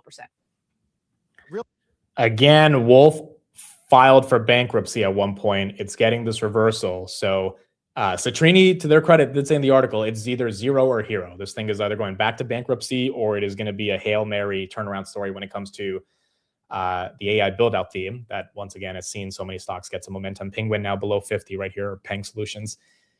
So time will tell, but it's getting mainstream coverage, and so is Nebius on CNBC, which is obviously very good for some of these names. Nebius right there, 201.50, as that's down from 205. Here's Brian Armstrong, by the way, on the Clarity Act being closer than ever. Hey everyone, Brian Armstrong here. I'm back in the Senate office building in DC in anticipation of crypto market structure legislation going to markup on Thursday, which would be a historic moment, and the energy here is just palpable. So first off, just want to say a big thank you to the Senate and of course their staff who have been putting in countless hours to get this bill to a good place. I don't think it's ever been in a more strong position and more bipartisan position.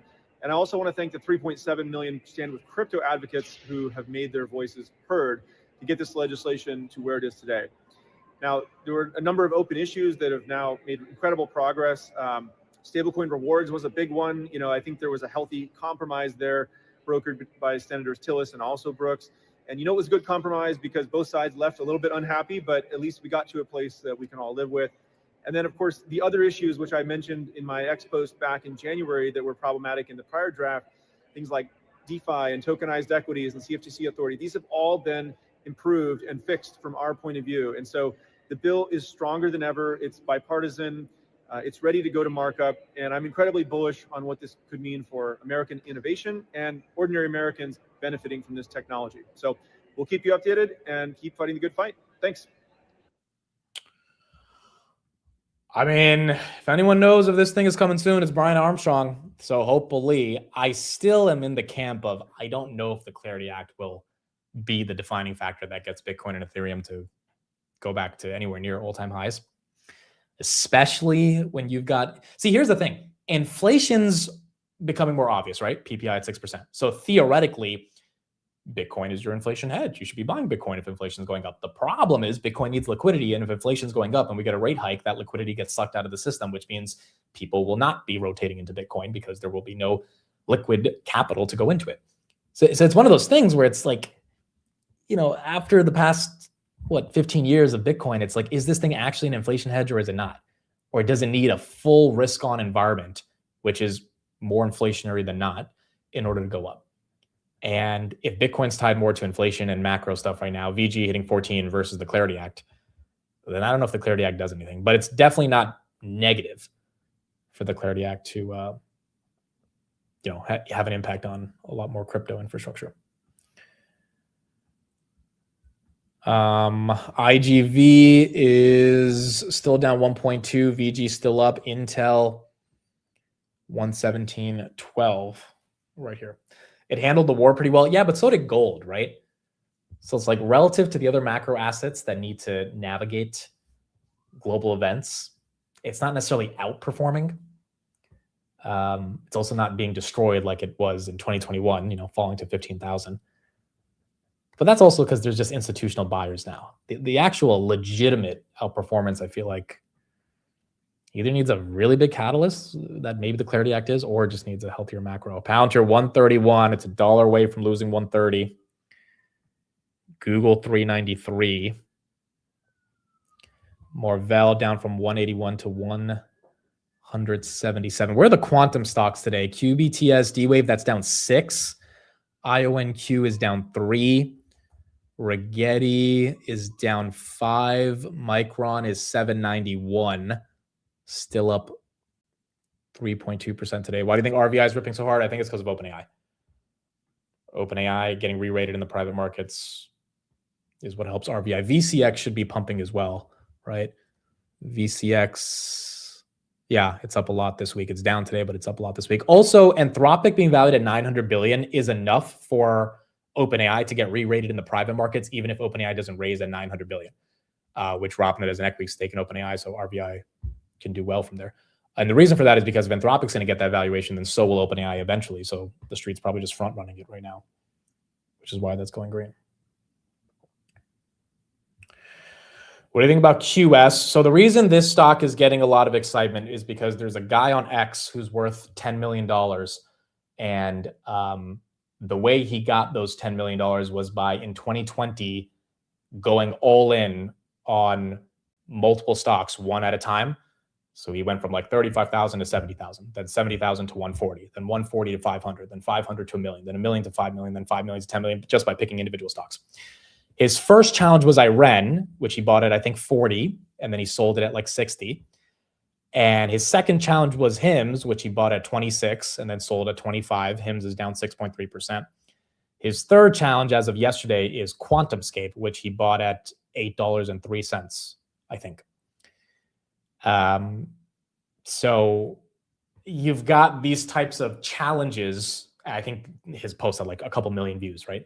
And this is a relatively small company, $8 stock. You have a post that goes that viral. You're going to get a lot of people that buy into it. It hit 940 in the pre-markets and then dumped back down to 8. So his name is Kevin. Yeah, Kevin Zhu. So I think that is part of the reason why QuantumScape is getting some attention. This is kind of what happens in a bull market, right? You see these people do these different challenges, different things. It's just the nature of how bull markets are. And I don't know, maybe this thing runs to the moon. But, we have to see if the companies can actually outperform to be able to continue doubling, which is his strategy right there. Nebius 202, VG 1391. Oscar, what outperformance by this bad boy, 2406. Absolutely incredible right here. 2401.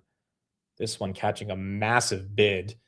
They had really good earnings. We talked about it 2 weeks ago. They have really freaking good earnings. CEO bought more stock as well. It's not an AI play, but the market's attracted to it. HIMS, on the other hand, market just can't give it a break. That went down 6.34%. Yeah, rotation into Oscar, I guess is what we're kind of seeing it. Is Enphase getting a bid today? Enphase, yes, a little bit, 8%. Well, that's up. I mean, every time Enphase goes up, people think, well, we need energy, so Enphase is a solution. But then, it ends up dumping soon after. So this one's been a bit more volatile, but I would imagine we need more solar. Caterpillar's down, along with some of the other AI builder names. Micron trying to get right back to 800. It's kind of teeter-tottering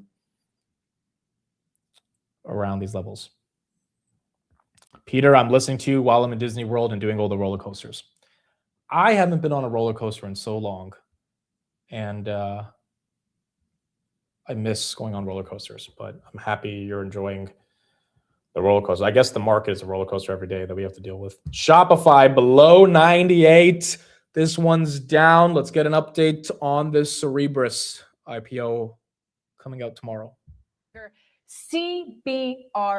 Pricing is expected this evening, just past maybe 5 p.m. Eastern. The company originally filed to go public back in September 2024. So maybe you're familiar with the name, but actually withdrew the filing because they say that it was outdated. Now they're back with a much bigger story. The price range has been raised twice, up to $150 and $160 a share. They bumped the share count to 30 million, and they could raise as much as $4.8 billion. That values Cerebras at more than double its $23 billion private valuation from just 3 months ago.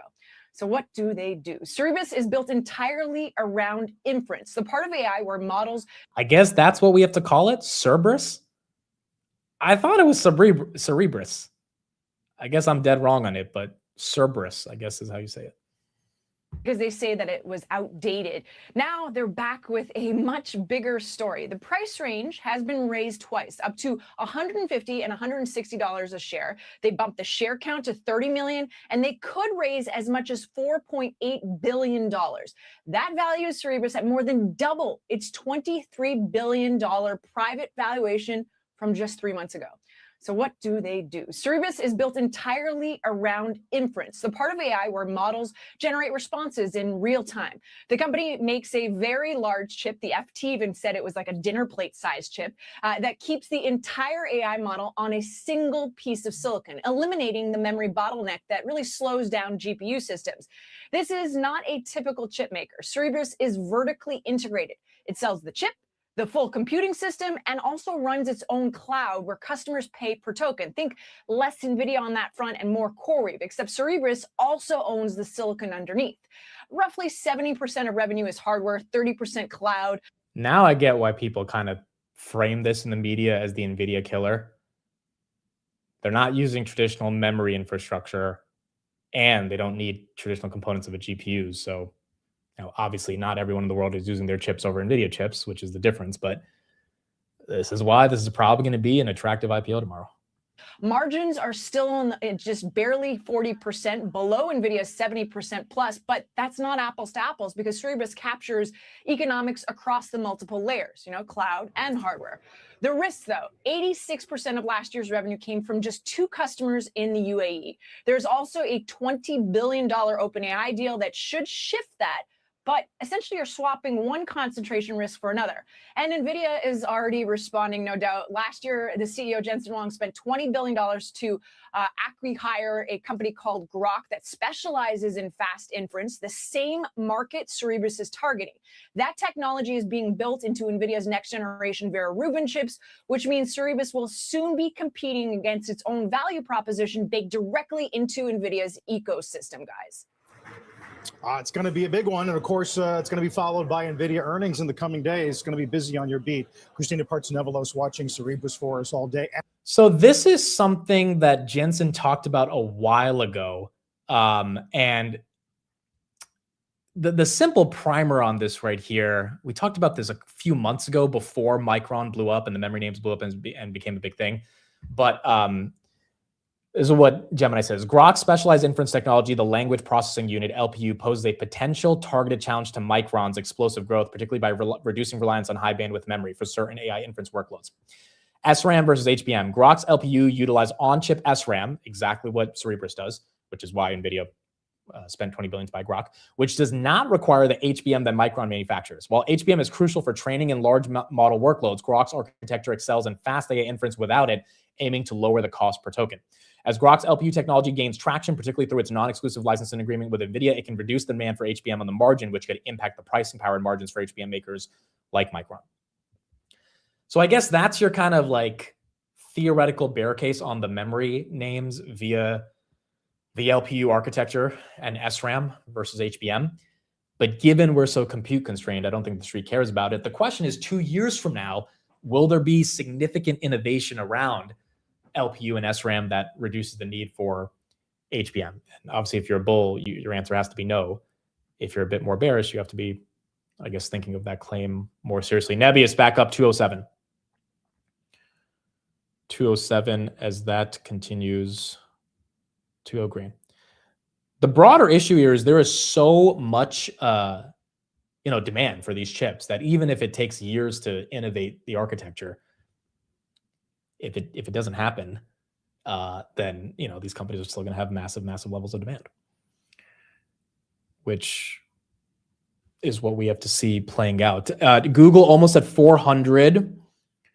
Palantir, are we still dumping? We are indeed still dumping. It looks like she wants below 130, folks. Looks like she wants below 130. IGV, that's still down 1%. Shopify trying to hold 92. UNH, congrats to those in UNH. There you go. It's been a long road from the 230s, but back above 400. Because that's getting a bit higher of a bid right now. Amit, how do you feel about copper? So I think I need to do some more research into copper and see if this is a kind of temporary move up or if this is more of that data center thesis playing out. But it's obviously had a lot stronger of a move over the coming weeks because of the focus on photonics as well. And so, I mean, this is a commodity that is important.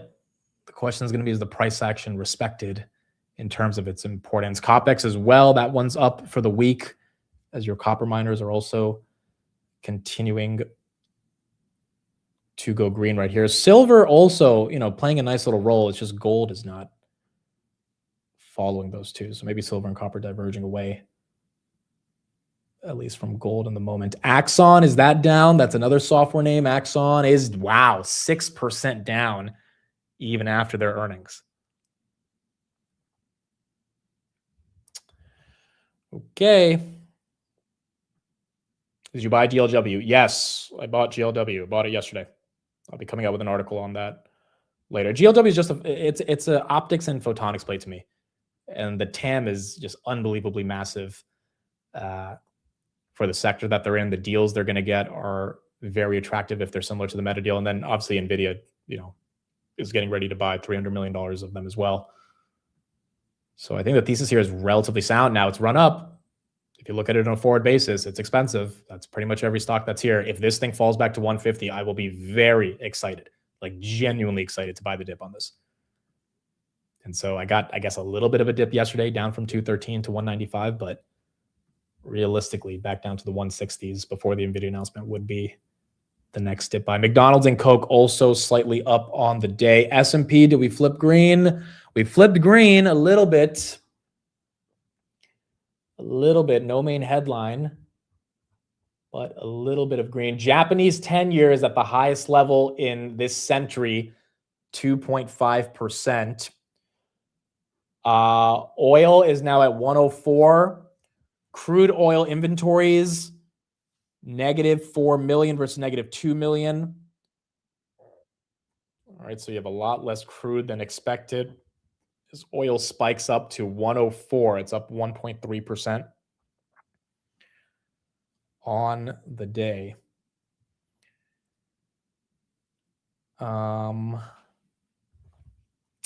Yeah, folks, Palantir is getting hit. It's a software apocalypse, and Palantir is part of it. unfortunately. The earnings aren't enough. Shopify down 2, AppLovin down 7. So it bottomed at 122 on April 13th. But also Trump tweeted. Trump's in China right now, so I don't know if he's going to be able to do a solid for us.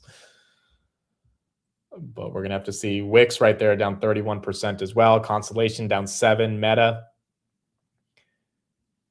at 605.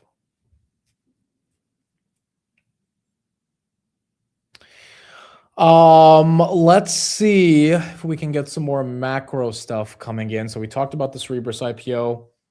That's obviously going to be important tomorrow.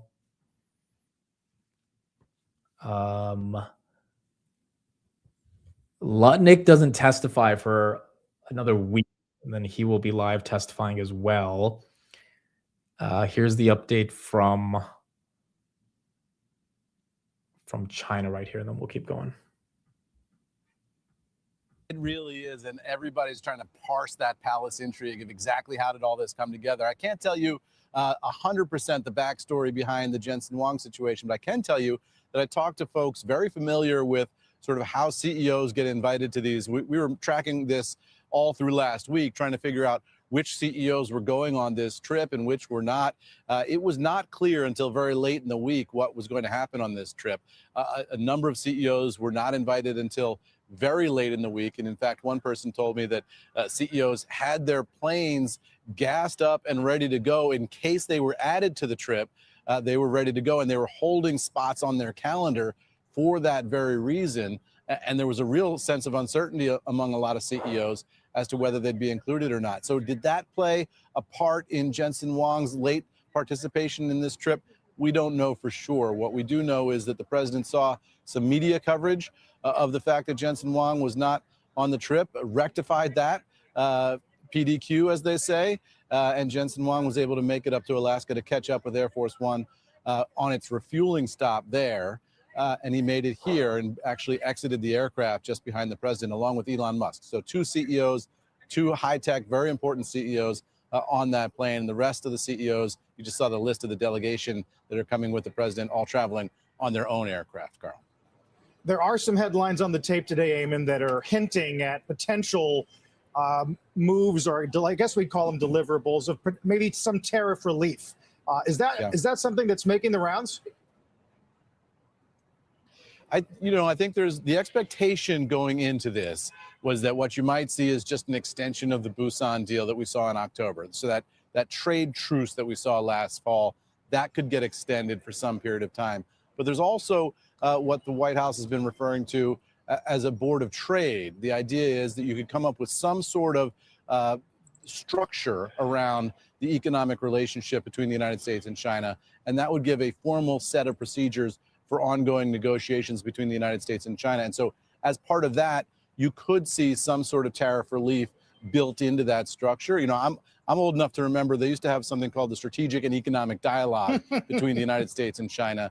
That was a regular series of meetings, structured. It was frankly very boring, but it was regular and built-in infrastructure. And that provided sort of some ballast to the relationship, a regular series of meetings where all these issues could be hashed out and you didn't have to have this drama around when is the next meeting going to be, when are we going to see the two leaders talk, et cetera. This idea of a board of trade seems like, we're going back to that, the idea of a regular formal structure for the relationship. And I think a lot of folks in the corporate community are really looking for some kind of stability like that, so we don't see these wild swings in the relationship. So I think if you can get that, a lot of folks on Wall Street and in corporate America generally would view that as a win. Well, I think the fact that he's going, that he's there, right? And the fact that all these CEOs, which many of them are global CEOs that do business in China or want to do more business in China, I think all points in that direction. There's also, Secretary Bessent's trip where he laid the groundwork, going to South Korea, going to Japan ahead of the Beijing trip. And I wonder how you interpret that and what that signals. I think, what we were looking at there is some real last minute deal making. What I was told in Washington last week was that a lot of the deliverables had not come together yet as of late last week. And they were really rushing to put the final touches on deliverables to be announced this week. And I think Bessent may have been playing a role in some of that in terms of finalizing some of those deals behind the scenes. Very high level staff.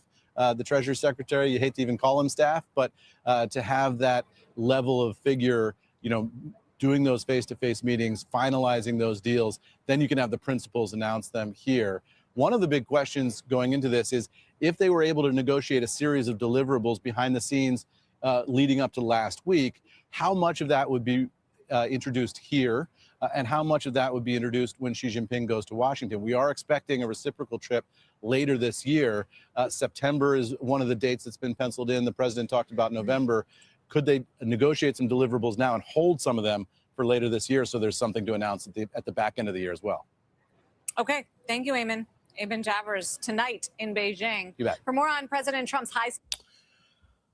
I mean, look, it's definitely good that NVIDIA's going, right? Or that Jensen's going. Synaptics, by the way, up 7.6%. That one also catching a bid today. Back to the level it was at on Friday after the earnings pop. But, is that going to be enough to get these semi stocks to move even higher? NVIDIA, again, all-time highs, 5.4 trillion. We were at just 227 about an hour ago. Corning back above 200. UNH at 402. Nokia 1380. Micron back above 805. 808 right here. 818 is what it has to break out right now. Is Nebius back to 200? Nebius is, yes, 207. Back to 200. Carp is not going. That is correct. Palantir does not sell to China. So he's probably never going. D-Wave down 6. Intel down 1. So I guess it's a little bit of a red day on some of these names, but it's not like it was yesterday. More of software is getting the brunt of it again. Marvell's up 9. AppLovin's down 7. Constellation Energy down 7. On Semiconductor also continuing to pump. They had a really good earnings a few weeks ago. This stock up 8%. Do you think Palantir could be dead money for at least a year? I mean, yeah. I think a lot of these software names could be dead money. Do they have to be? No. Could they be? I just, I think the simple thesis in my head is what is the narrative to get the market to be excited about anything other than AI? And there's nothing I can think of. Like, why would the market get excited about SoFi? Why would the market get excited about Uber? 10 billion of free cash flow is not enough. Why would the market get excited about Palantir's 85% growth? Like, it's just not enough. Even Reddit, which demolished earnings, can't catch a bid. 151. It's back to where it was right before it went live. So, or what, right before the earnings. So to me, it's one of those things where it's like, there's only a reason to get excited for the semiconductor names. There's no reason for everything else. And then if the semiconductor names fall, or like go draw down, there's still no reason to be excited about the other name. It's not like SoFi looks more attractive if Micron goes to 600, right? Like why would you, like, so it's a weird spot to be in anything other than the picks and shovels of these names. That is correct. Software has also been dependent on private equity, and that money is now gone. Stock-based comp, margins, all that stuff. Yeah, they won't even get excited about the Microsoft or Meta. I mean, the fact that these two names are trading where they're trading, I think it's a real slap in the face and a wake-up call that this market doesn't care. You could say the market is being irrational, sure, but like that's just complaining, and complaining doesn't help you make money. So I think in the short term, there has to be a bit of a pivot right there. Pang, that's up 13%, still holding. Is BlackBerry getting a move? BlackBerry 624. This one I feel like Nokia is trying to break out, but has not really got a big move. You think SoFi is an attractive buy? I agree with Jason. If you want to sell covered calls, SoFi has got to be the best stock in the market for it right now. Maybe your downside is 12 or 13. And if that really does happen, I feel like there's just going to be too many people that load the boat, so it'd be a small dip. But your upside is not 25 anytime soon. I mean, this thing is stuck between 15 and 17. And if it does break out, then okay, you let your shares go. So if you wanted to just milk the premium out of something that you know is going to stay stuck, but that people will still buy calls on because it's SoFi and it's a popular name, I feel like SoFi is one of the ones that is that is out there. Yeah, also probably depends on your cost base on SoFi.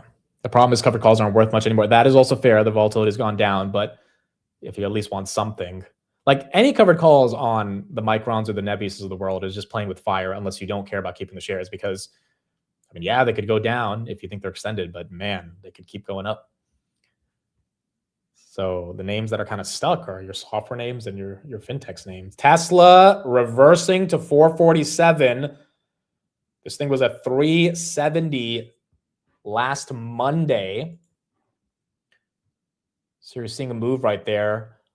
Someone just bought. Well, someone traded. I don't know if it's bought. $25 million in short-dated single leg calls on Tesla in the past 10 minutes. Assuming this stock gets closer to basically 450 by the end of the week, which it's not that far away from right now. And when they bought it, it was about 3% lower. It was at 440. I think second half of the year, we see a massive rotation back into beating down stocks and software. Yeah, but why, I guess is the question. I don't disagree with you. I'm just struggling to find out why.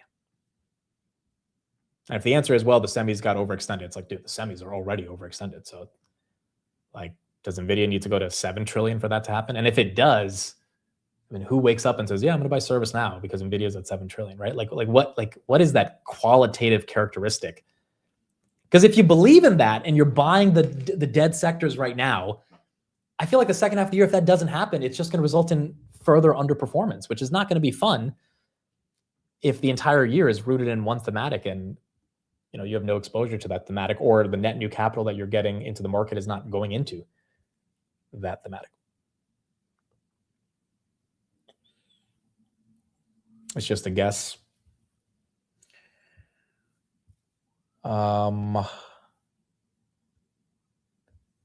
Did Barron buy Tesla? Well, if Elon announces a deal with China, like a battery deal or something like that, maybe that's what causes a bit more of a bid. Micron 805 down from 810, Reddit 152, Microsoft at 402. What caused the 50% run in the past few months on SMH? Just change in sentiment? I don't think it was sentiment. I think it was earnings. I think the hyperscalers increased their CapEx budget so aggressively, and then the SanDisks of the world. I have PTSD, okay? I have PTSD from that basis point episode. I can't say that stupid word right. But the SanDisks of the world had these massive 80% earnings beats, right? And like the market just realized, oh, that's where the money's going. That's where the money is going. So yeah, the sentiment definitely changed, but I feel like the earnings were the catalyst for the sentiment changing, especially when you have a Nebius put up the type of earnings that they put up. And then boom, like, now granted, 50% on the SMH in a month is, we haven't seen that since 2000. And it's scary to say that because we know what happened in March 2000. But back then the earnings weren't, I mean, and here's another argument for the bulls right here, which is, I think, a relatively important argument. If you take a look at the earnings, or sorry, the price to earnings multiples back in the .com era, it makes this look like we aren't even getting started. Oracle was at 108 times, Qualcomm, which has now regained its life, 146 times, Cisco 125 times, Google's at 27, Nvidia's at 24, Micron's at 9. I mean, this is why I think this market is so confusing for people, because as Hollis says, oil's over 100, inflation's high, rate hike is possible, treasuries are the highest they've been in a year, but the market's going up. But then when you look at the multiple that this market is going up on, it's like nothing compared to the .com era. It's literally, I mean, these stocks were 400% more overvalued than, in the case of Micron, it's almost like 1,000% more overvalued, because the earnings growth is so much better in 2026. Yeah, NASDAQ had a 200 price to earnings at its peak. So I feel like you got to default to the bulls here. Like I feel like you have to be more net bullish with some caution given a lot of these things are scary, what's happening underneath the surface.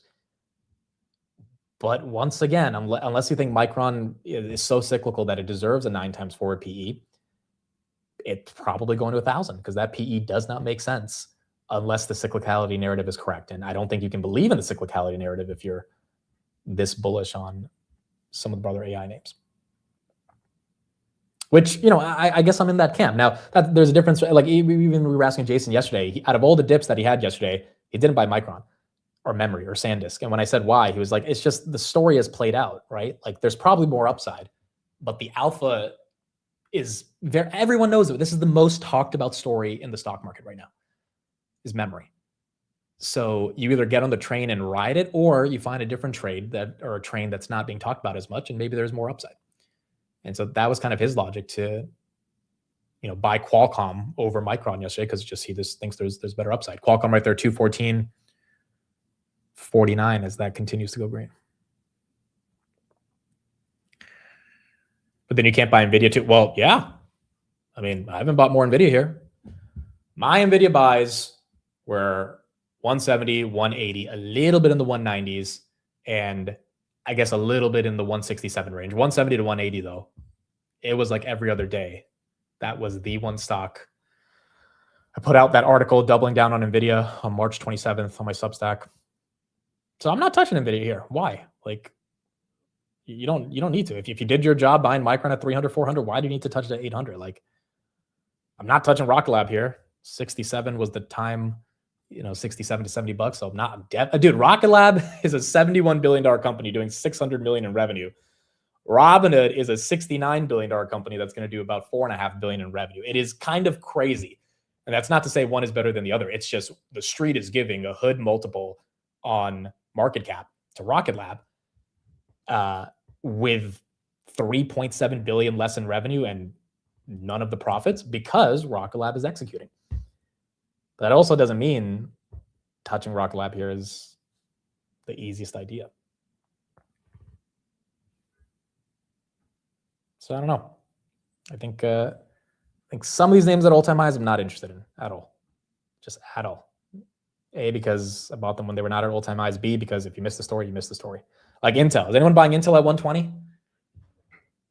I mean, this is basically all-time highs, right? You've got to assume this is the $1 trillion Intel thesis is intact.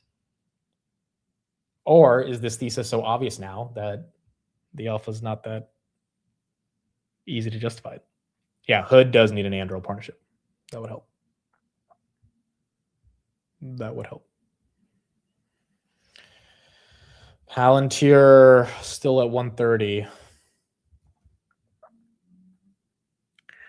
130.14.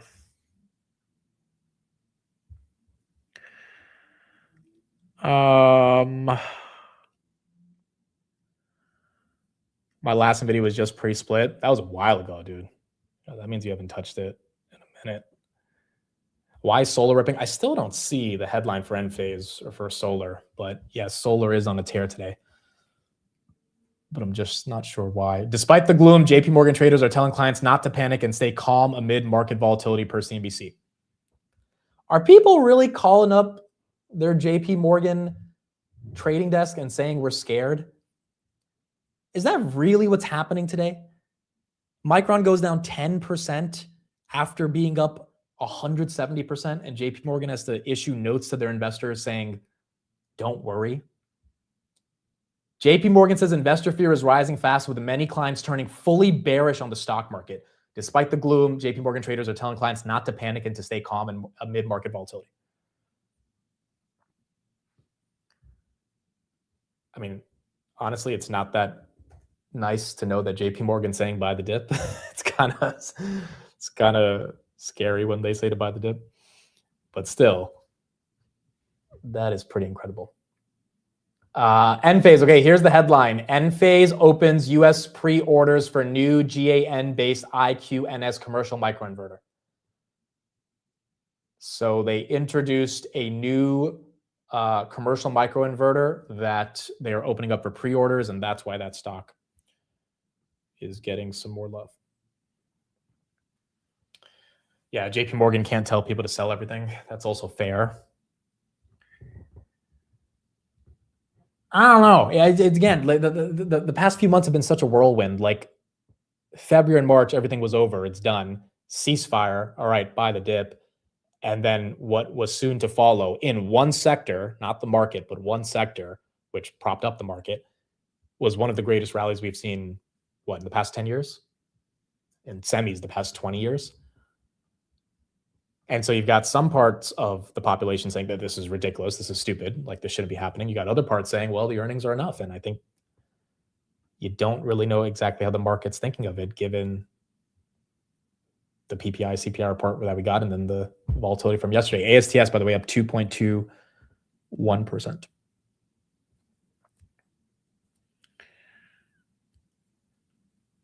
First Solar, is that green as well?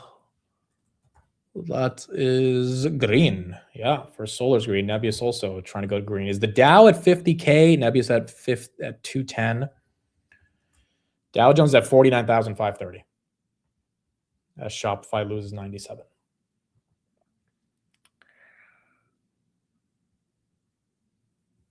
Accenture is being destroyed. Accenture down 5. Yeah, Accenture is a $100 billion company. And if the market's not buying Microsoft, I don't know if they're going to pay $100 billion for consulting at this point. Let's get an update right here from the White House on this gas tax that might be going away to help people at the pump. Some roadblocks in Congress. Let's get to Emily Wilkins in Washington with the details. What are you hearing about it, Emily? Hey, Sarah. Yeah, a number of lawmakers who I've talked to have really given this idea a lukewarm reception. They are worried about the high price of gas, but the fact of the matter is that this 18 cents per gallon tax goes to fund things like roads, highways, bridges, and that's all stuff that lawmakers want to continue to support. You actually have seen some estimates saying that if this repeal of the federal gas tax were to go into place, it would basically cost the federal government $21 billion if it was a 6-month suspension. That's according to the Committee for a Responsible Federal Budget. Senate Majority Leader John Thune talked a little bit about this to reporters yesterday. He said he's open to hearing what the president has to say about this, but he wants to make sure that consumers would ultimately benefit, that those savings would be passed down. And of course, he did have some infrastructure concerns. Listen to what he had to say. We've had some of our colleagues who've come out in support of, repealing, or at least temporarily repealing, the gas tax, but obviously that has implications for the Highway Trust Fund, and so those are things that you have to take into consideration as well. Democrats also have concerns about this idea. We spoke with Senator Cory Booker, who said ultimately taxpayers would still wind up being hurt. They might save some on gas, but it would lead to worsenings of roads and bridges. It's really robbing Peter to pay Paul. Because remember, the gas tax comes out of our transportation trust fund that has a big debt. It should be repairing our roads and bridges. In addition to that, a number of Republican lawmakers, including Speaker Mike Johnson, told reporters yesterday that really, if they want to get gas prices down, the way to do that is to end the war, reopen the Strait of Hormuz, that's really going to make the biggest impact here. And Trump really does need Congress for this. I can't say what executive orders he will and won't sign, but when it comes to the power of the purse and taxing, that is really Congress's purview. A lot of members told me that if the White House wants to make this happen, they're going to have to come up here, really make the pitch, really sell lawmakers on it. Otherwise, there is definitely not the momentum to suspend the federal gas tax at this point. Guys? It's interesting, Emily. It's never been suspended since it was created in the 30s. You're talking a few billion of revenue per month.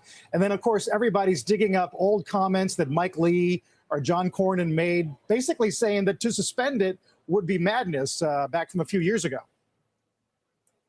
Yeah, that's the other thing, Carl. A lot of these Republicans know that just a few years they were against it. Now, some have tried to justify it, saying, look, that was under Biden because he was trying to push green energy and EVs. This is a different situation. This is a very temporary conflict, and we would support doing it for a temporary time. At the same point, you just have a number of lawmakers on both sides of the aisle who say, yeah, we do need to address gas prices, but really getting rid of the gas tax is not the best way to do it because of the other impacts it's going to have on federal funding.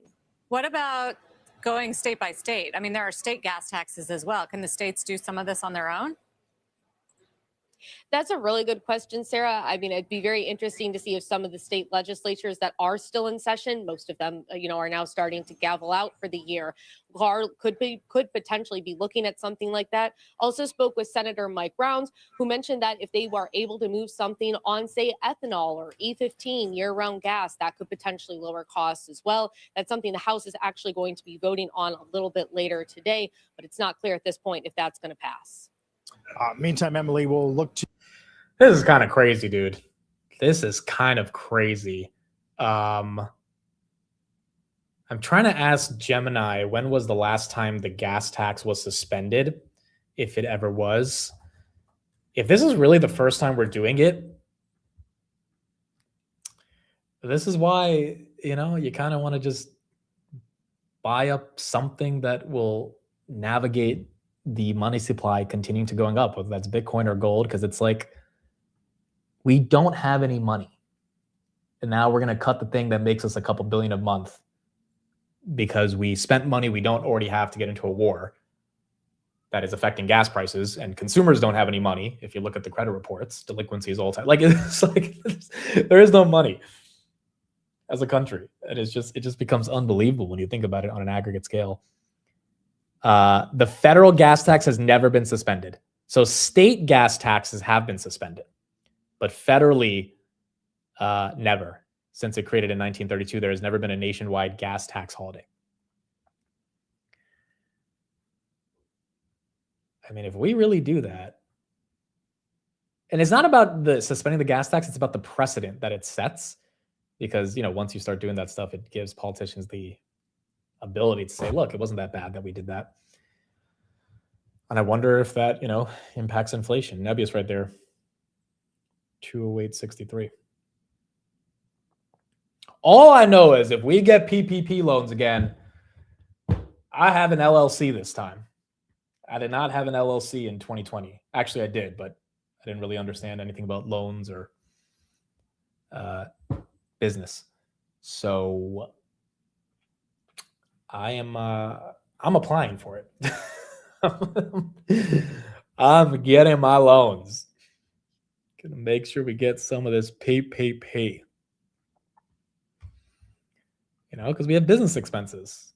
So it's just crazy. Here's a little bit more on this gas tax situation. That suspending the gas tax ought to be combined with a big oil windfall profits tax, which I've championed with Senator Whitehouse. As you well know, big oil is raking in bonanza profits. Shell announced just Friday that it has reported a $7 billion profit in the latest quarter, which is double the previous quarter. That is emblematic of what big oil companies are making as a result of the war. Don't you think it's time that companies like Shell put some of that money back in consumer pockets? The oil and gas industry has had a rough couple decades. The shale revolution has been tremendous for American consumers and global consumers. Well, should some of the windfall profits go back to consumers? Yes or no? If you raise taxes when we need production to rise, you'll get less production and ultimately higher prices. Well, so incentives are what drive human. They're not putting any of these profits into more production, are they? Oh, they are. They said they're not doing more production because they don't know how long the war is going to last. Shell, an example, invests tens of billions of dollars every year in drilling new oil and gas wells and exploring. So if you tax something, you get less of it. And I think getting less of energy is not a good strategy. And if you look at historical records. So you would oppose a windfall profits tax? Any short-term tax like that for a shortage of any product is a bad idea. Is there a way to? All right, so there's debate on the floor on if we can actually get rid of this gas tax. Nebius 208, Micron 809 continues to move higher. So it fell to 780 intraday. Palantir as well rebounding above 130. Rock Lab also getting a green candle up to 124 right here. Okay, so how are people, I guess, feeling given all the headlines we got today? Horrible PPI, 10 years up, 30 years up, potentially getting rid of the gas tax. but markets continue to be green, is it just whatever? And we continue to hang our hats on the AI earnings story, which I feel like you kind of have to if you're bullish? Or is this a little bit more scarier than not? Feels like it's a melt up. Evan says we need more data centers. That's the other thing, dude. Given the political backlash against data centers, we don't have enough data centers, which is another reason for why the AI stocks should be going green, because once again, there's a supply crunch.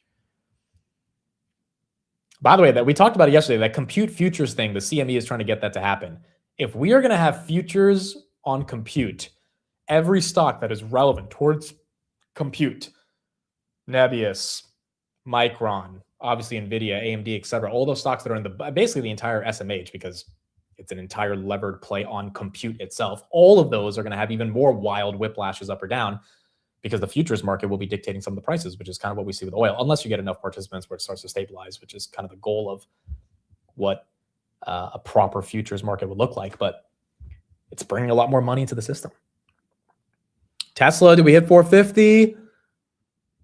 Very close, not there yet, but it's trying. We need to tokenize compute and buy it on Ethereum.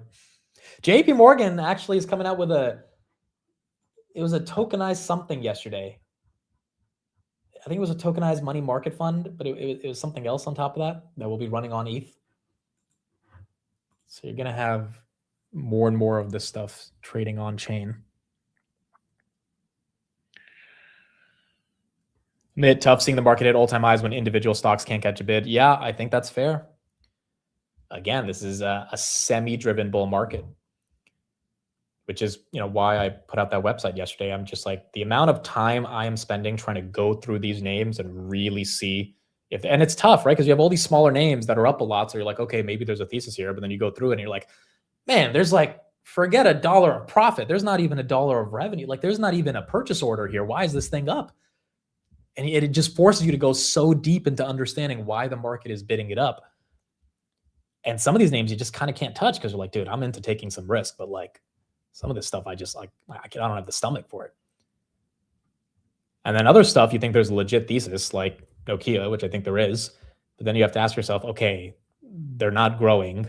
So like, what exactly am I paying for and how do I justify paying for it? And am I just kind of following Jensen into the trade? Like there's all these different questions I think we have to ask ourselves if you're trying to find a new name. Are you still digging into Keel? Yeah, I've done a little bit of work into Keel. Keel is a re-rating play. You're going to have to bet that they get more data center capacity. And, obviously the Nebiuses, the Irens, the Corvs of the world have a lot of it. The thing that scares me about Keel is like, Iren has been saying for a long time, they have all this data center capacity, but they can't monetize it because they're not getting any deals. So why would Keel get it, right? So I have to obviously do a lot more research to figure out what is Keel's competitive advantage when it comes to securing more compute. But like these smaller names, there has to be a reason for why they're excited. What about rare earth stocks? I'm coming out with an article on those as well. So the rare earth stocks, it's very confusing to me that they're not running this year. Like very confusing. Because from the preliminary due diligence I did, which was not yesterday, but Sunday night on rare earths, this is like the most important part of the supply chain. Like you need rare earths.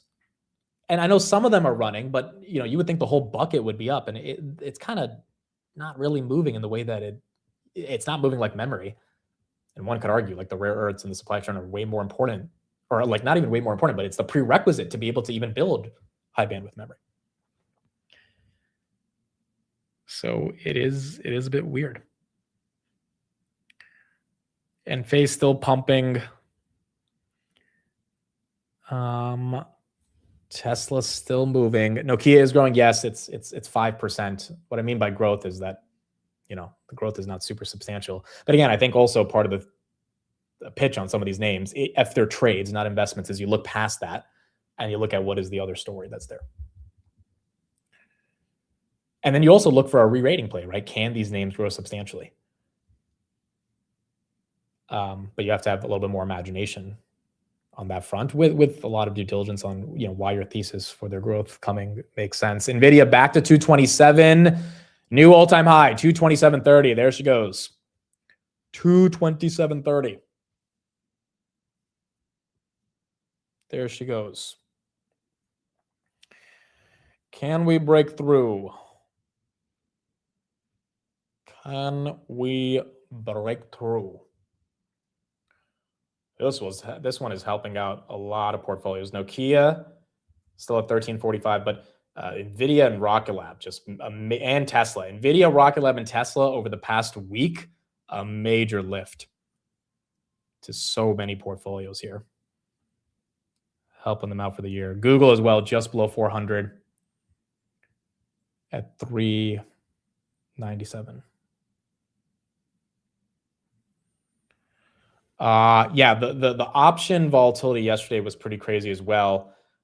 So far throughout the day, I'll give you guys the numbers. Micron's number 4 at 222,000 contracts. Apple's at 352. Tesla's at 537. Nvidia's at 1.2 million. So your top 5 continues to include Nvidia, Tesla, Micron, and Apple. Nokia, part of the reason I do think there's a thesis here, and again, I will have that Substack coming out with a lot more due diligence on a few of these names. Nokia is on that list. I mean, even today, the calls.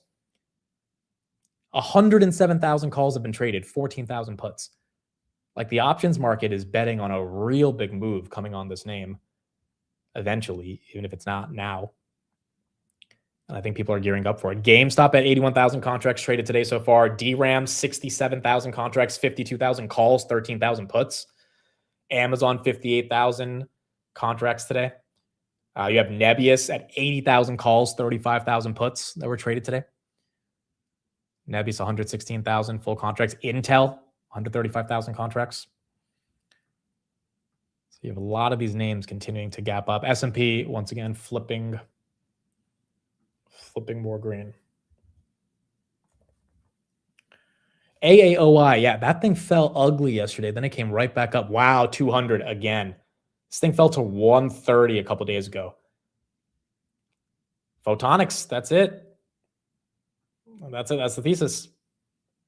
Obviously, there's a lot of players in this photonic space, but this is one of the names that is meaningfully caught a bid based on the bottleneck of optics. And again, the bottleneck of optics and memory is very real. Like, I don't think anyone's denying that. The question is, which story feels like there is alpha left to be able to be captured, and are there smaller players inside of those bottlenecks to generate more of? Nvidia, 227.50. Okay, 230. Are we on deck? Or at least 228. Can we catch a bid here? Dan Niles thinks we're going to get a 50% crash in 2027.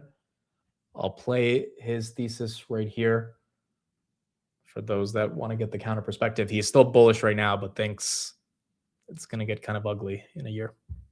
Celebrating big increases in earnings, but it's not all increases in free cash flow, and it could fall as quickly as it's risen in future quarters. Yeah, absolutely. I'm approaching it from a different angle. I look at it and say, well, when did agentic AI come out? Well, you could say January 30th if you want to take the formalization of OpenClaw. So when should that ramp start to decelerate massively? Probably early next year. What do I think happens to these stocks sometime early next year from wherever they get to? They probably go down 30 to 50%. And so you've definitely, all of these structural issues you're seeing, they're definitely going to be a problem. And taking a very recent episode, so let's ignore the AI, the internet build out in 2001, 2002. Think about what happened in 2022. The Magnificent Seven as a group on average that year in 2022 went down 46%. That was the average change in the stock price. And that was just coming off of the build out of COVID. So fast forward to where the stocks are today, all the optimism out there, and I hear things like, well, you know what, semiconductors might not be cyclical anymore. And so I start to laugh because I go, well, if you remember coming out of COVID, that's what a lot of people were saying.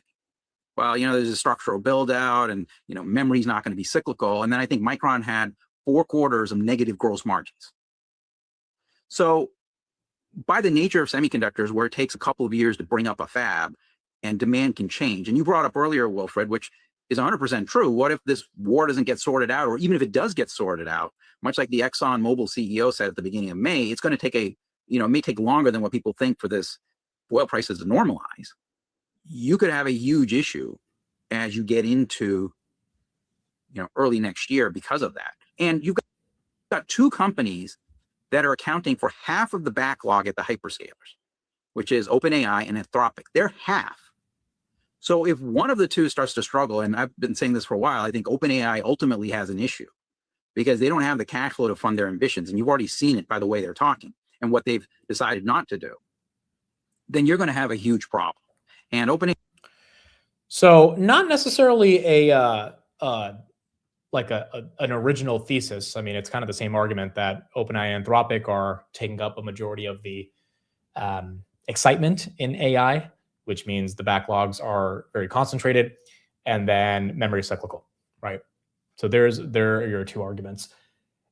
To be a bull, you have to just disagree with those claims. I mean, fundamentally. And I think the way to disagree with them is by saying, okay, OpenAI and Anthropic may have a majority of the backlog, but they're also growing the fastest. And because they're growing the fastest, they're able to spread out their revenue across them. I mean, again, Anthropic went from 1 to 44 billion. So, yes, they have a lot of backlog, but it's also because they have a lot of revenue that they need to support, a lot of demand they need to support, which is leading to a lot of revenue, which is why there's a lot of backlog and why the backlog is centralized with them. And that's why they have deals with Microsoft, Amazon, and Google. And then the memory cyclical stuff, again, you just have to disagree. You literally just have to disagree and say memory is not cyclical this time. And that's how you get out of it. Now, granted, even if there is some volatility next year, 50 to 70% drawdowns, that would assume the earnings outlook for all of these picks and shovels plays going into 2028, 2029 severely get downgraded, AKA the earnings projection for pick your favorite semiconductor stock going into the next 2 years just falls off a cliff, right? And that's what would cause the stock to actually fall 30 to 50%, if not more. That doesn't happen because the AI build out is as aggressive as most people think it is. Then Synaptics, right, they're up 10%. Then I don't know if that would necessarily be the case. Oscar, 23.97, still up 1%. Can we do an update on the stock draft? I think Matt should be winning. Matt is slightly down. I think Apple's helping me today. So Matt's at 53. I'm at 54.9. Apple, oh, I forgot. Nebius, of course, that's helping today. And then AMD's been a champ. And then you got Tesla that I also forgot I had. That's up 36. Steve's at 40. Tanner's at 7. Chris is at 23. And then Matt's at 53. I'm at 54.9. So this will end in mid-June. And then we will try to do another one. And we'll see what we do on the next stock draft. Why is RVI running so hot? I think it's because of OpenAI. Again, I feel like that's the main reason. NVIDIA, did we break 228? Nope, we got rejected at 227.50. NVIDIA just took patience, right? That's all it took this year. I know it's underperformed a lot of the other semiconductor names. I get it. But if you've had this thing for a while and you were, confused why it was just not making a move while everything was in April, it literally took about 3 to 4 weeks of patience. And now you're seeing the move higher, which is nice to see. EOSC, is that still at $10? That is at 932, still up 15%. Bloom Energy up. Why do you think Broadcom can't catch bid? Well, Broadcom was below 300 a month ago, right? So it was just at 420, which was the highs, or 430s. So it's down about $15 from there. They had a great earnings in March. I don't think there's a specific reason other than maybe the market shifting a bit from ASICs to CPUs and some of that liquidity leaving a Broadcom and going into an Intel or AMD.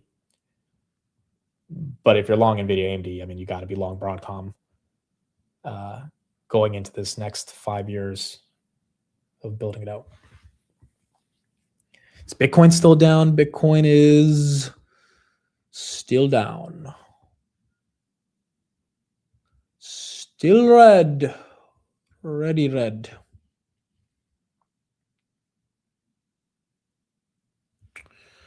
Okay, do we have anything else going on right here? Oh, we have one clip. Let's end it with Ryan Cohen. So eBay rejected the GameStop offer, but Ryan Cohen says the game is not done yet.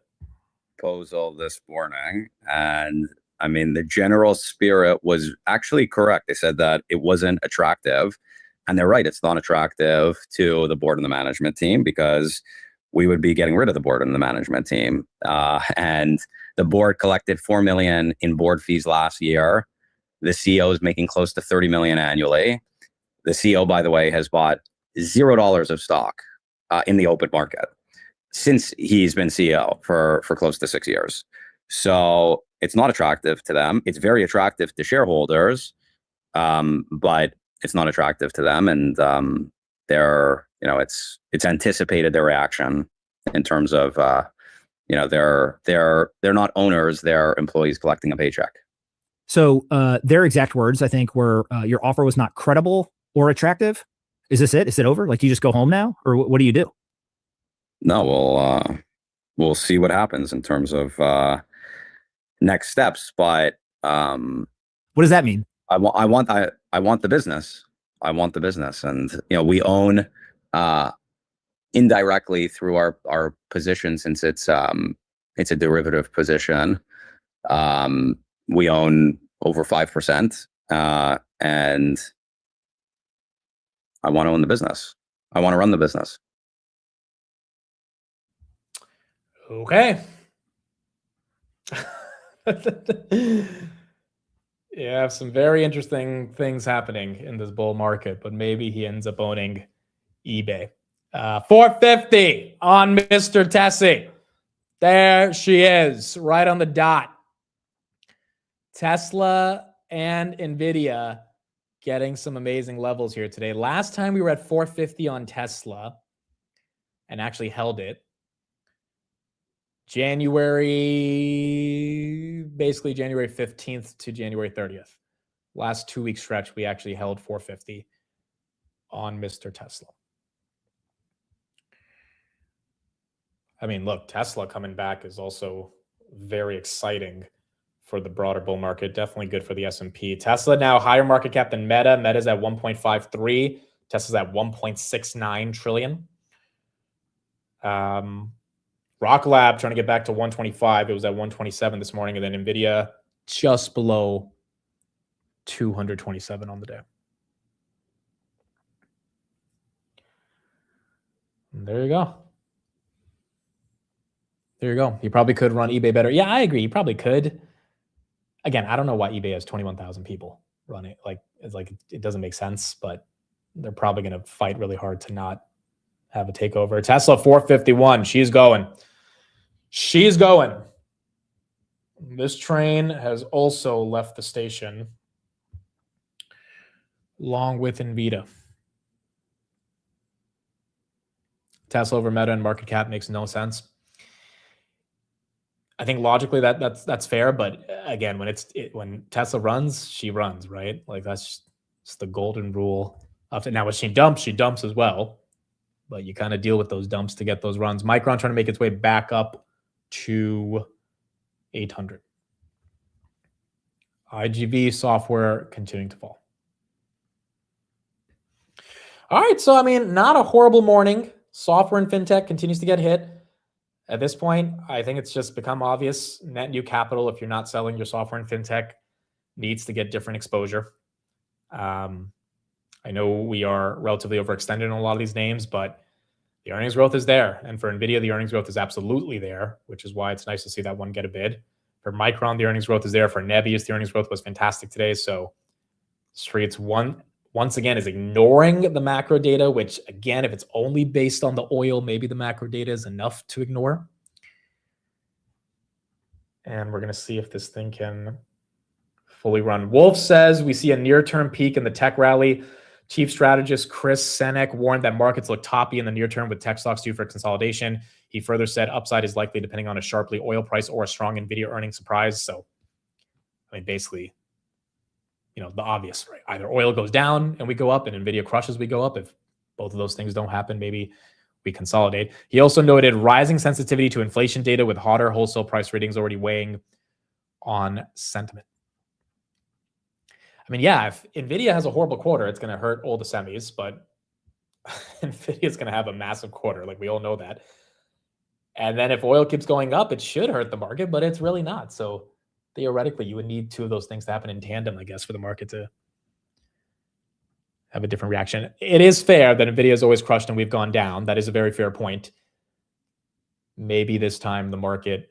The difference is, you know, last time NVIDIA crushed and we went down, you didn't have the semiconductor stocks go up 50% in the month prior, right? Like, the semis were also kind of sedated. So now that all, like, can some of these semiconductor names really hold the multiple they're holding with the epicenter of the demand for everything they're receiving, NVIDIA, going back below 200 on a 10% dip? Like, that would be very surprising to me this time if that were to happen. If not, I think NVIDIA takes down, you know, everybody with them. Is SanDisk actually red today? Yeah, it is red. So Micron diverting a bit from SanDisk, still under 800, but SanDisk down about 1.4 right here. Where are we on fear and greed? We were at 64 yesterday. We are at 66 today. We have not hit extreme greed yet. The closest we got to, I think, was 68. So we have not fully got to that level. All right, cool. That is it for me. We'll be back on the show later today. Let's do word of the day. What earnings do we have? Yeah, SanDisk also has run a lot more than Micron. That's fair. What earnings do we have today? The Samsung strike is still going on. You don't have a closure to that yet. I think it'll be resolved. It's one of the biggest companies in South Korea. I do not think the government will let it be shut down for that long. So I don't think it's the biggest concern, but still need an update on that. You have Cisco and a Novix after the bell, and USAR, which is a rare earth company. So you have three companies after the bell, nothing too crazy. But we will take a look at all the different headlines we have. The Clarity Act will be voted on tomorrow, so that's going to be important. See if we can get it passed by the end of March or May. And we'll see how the market thinks about it. Word of the day, equivocal. Open to more than one interpretation, ambiguous or unclear. The guidance was equivocal enough that both bulls and bears claimed victory. I think I've said this word plenty of times. So I think I'm saying it right. Equivocal, let's see. Equivocal. 3 for 3, baby. 3 days in a row. We're on a streak. This is the first time we've ever had 3 days in a row. All right, there you go. Equivocal, that is your word of the day. The guidance was equivocal enough that both bulls and bears claim victory. Open to more than one interpretation, ambiguous or unclear. The list is that I launched yesterday, AIbuildouts.com.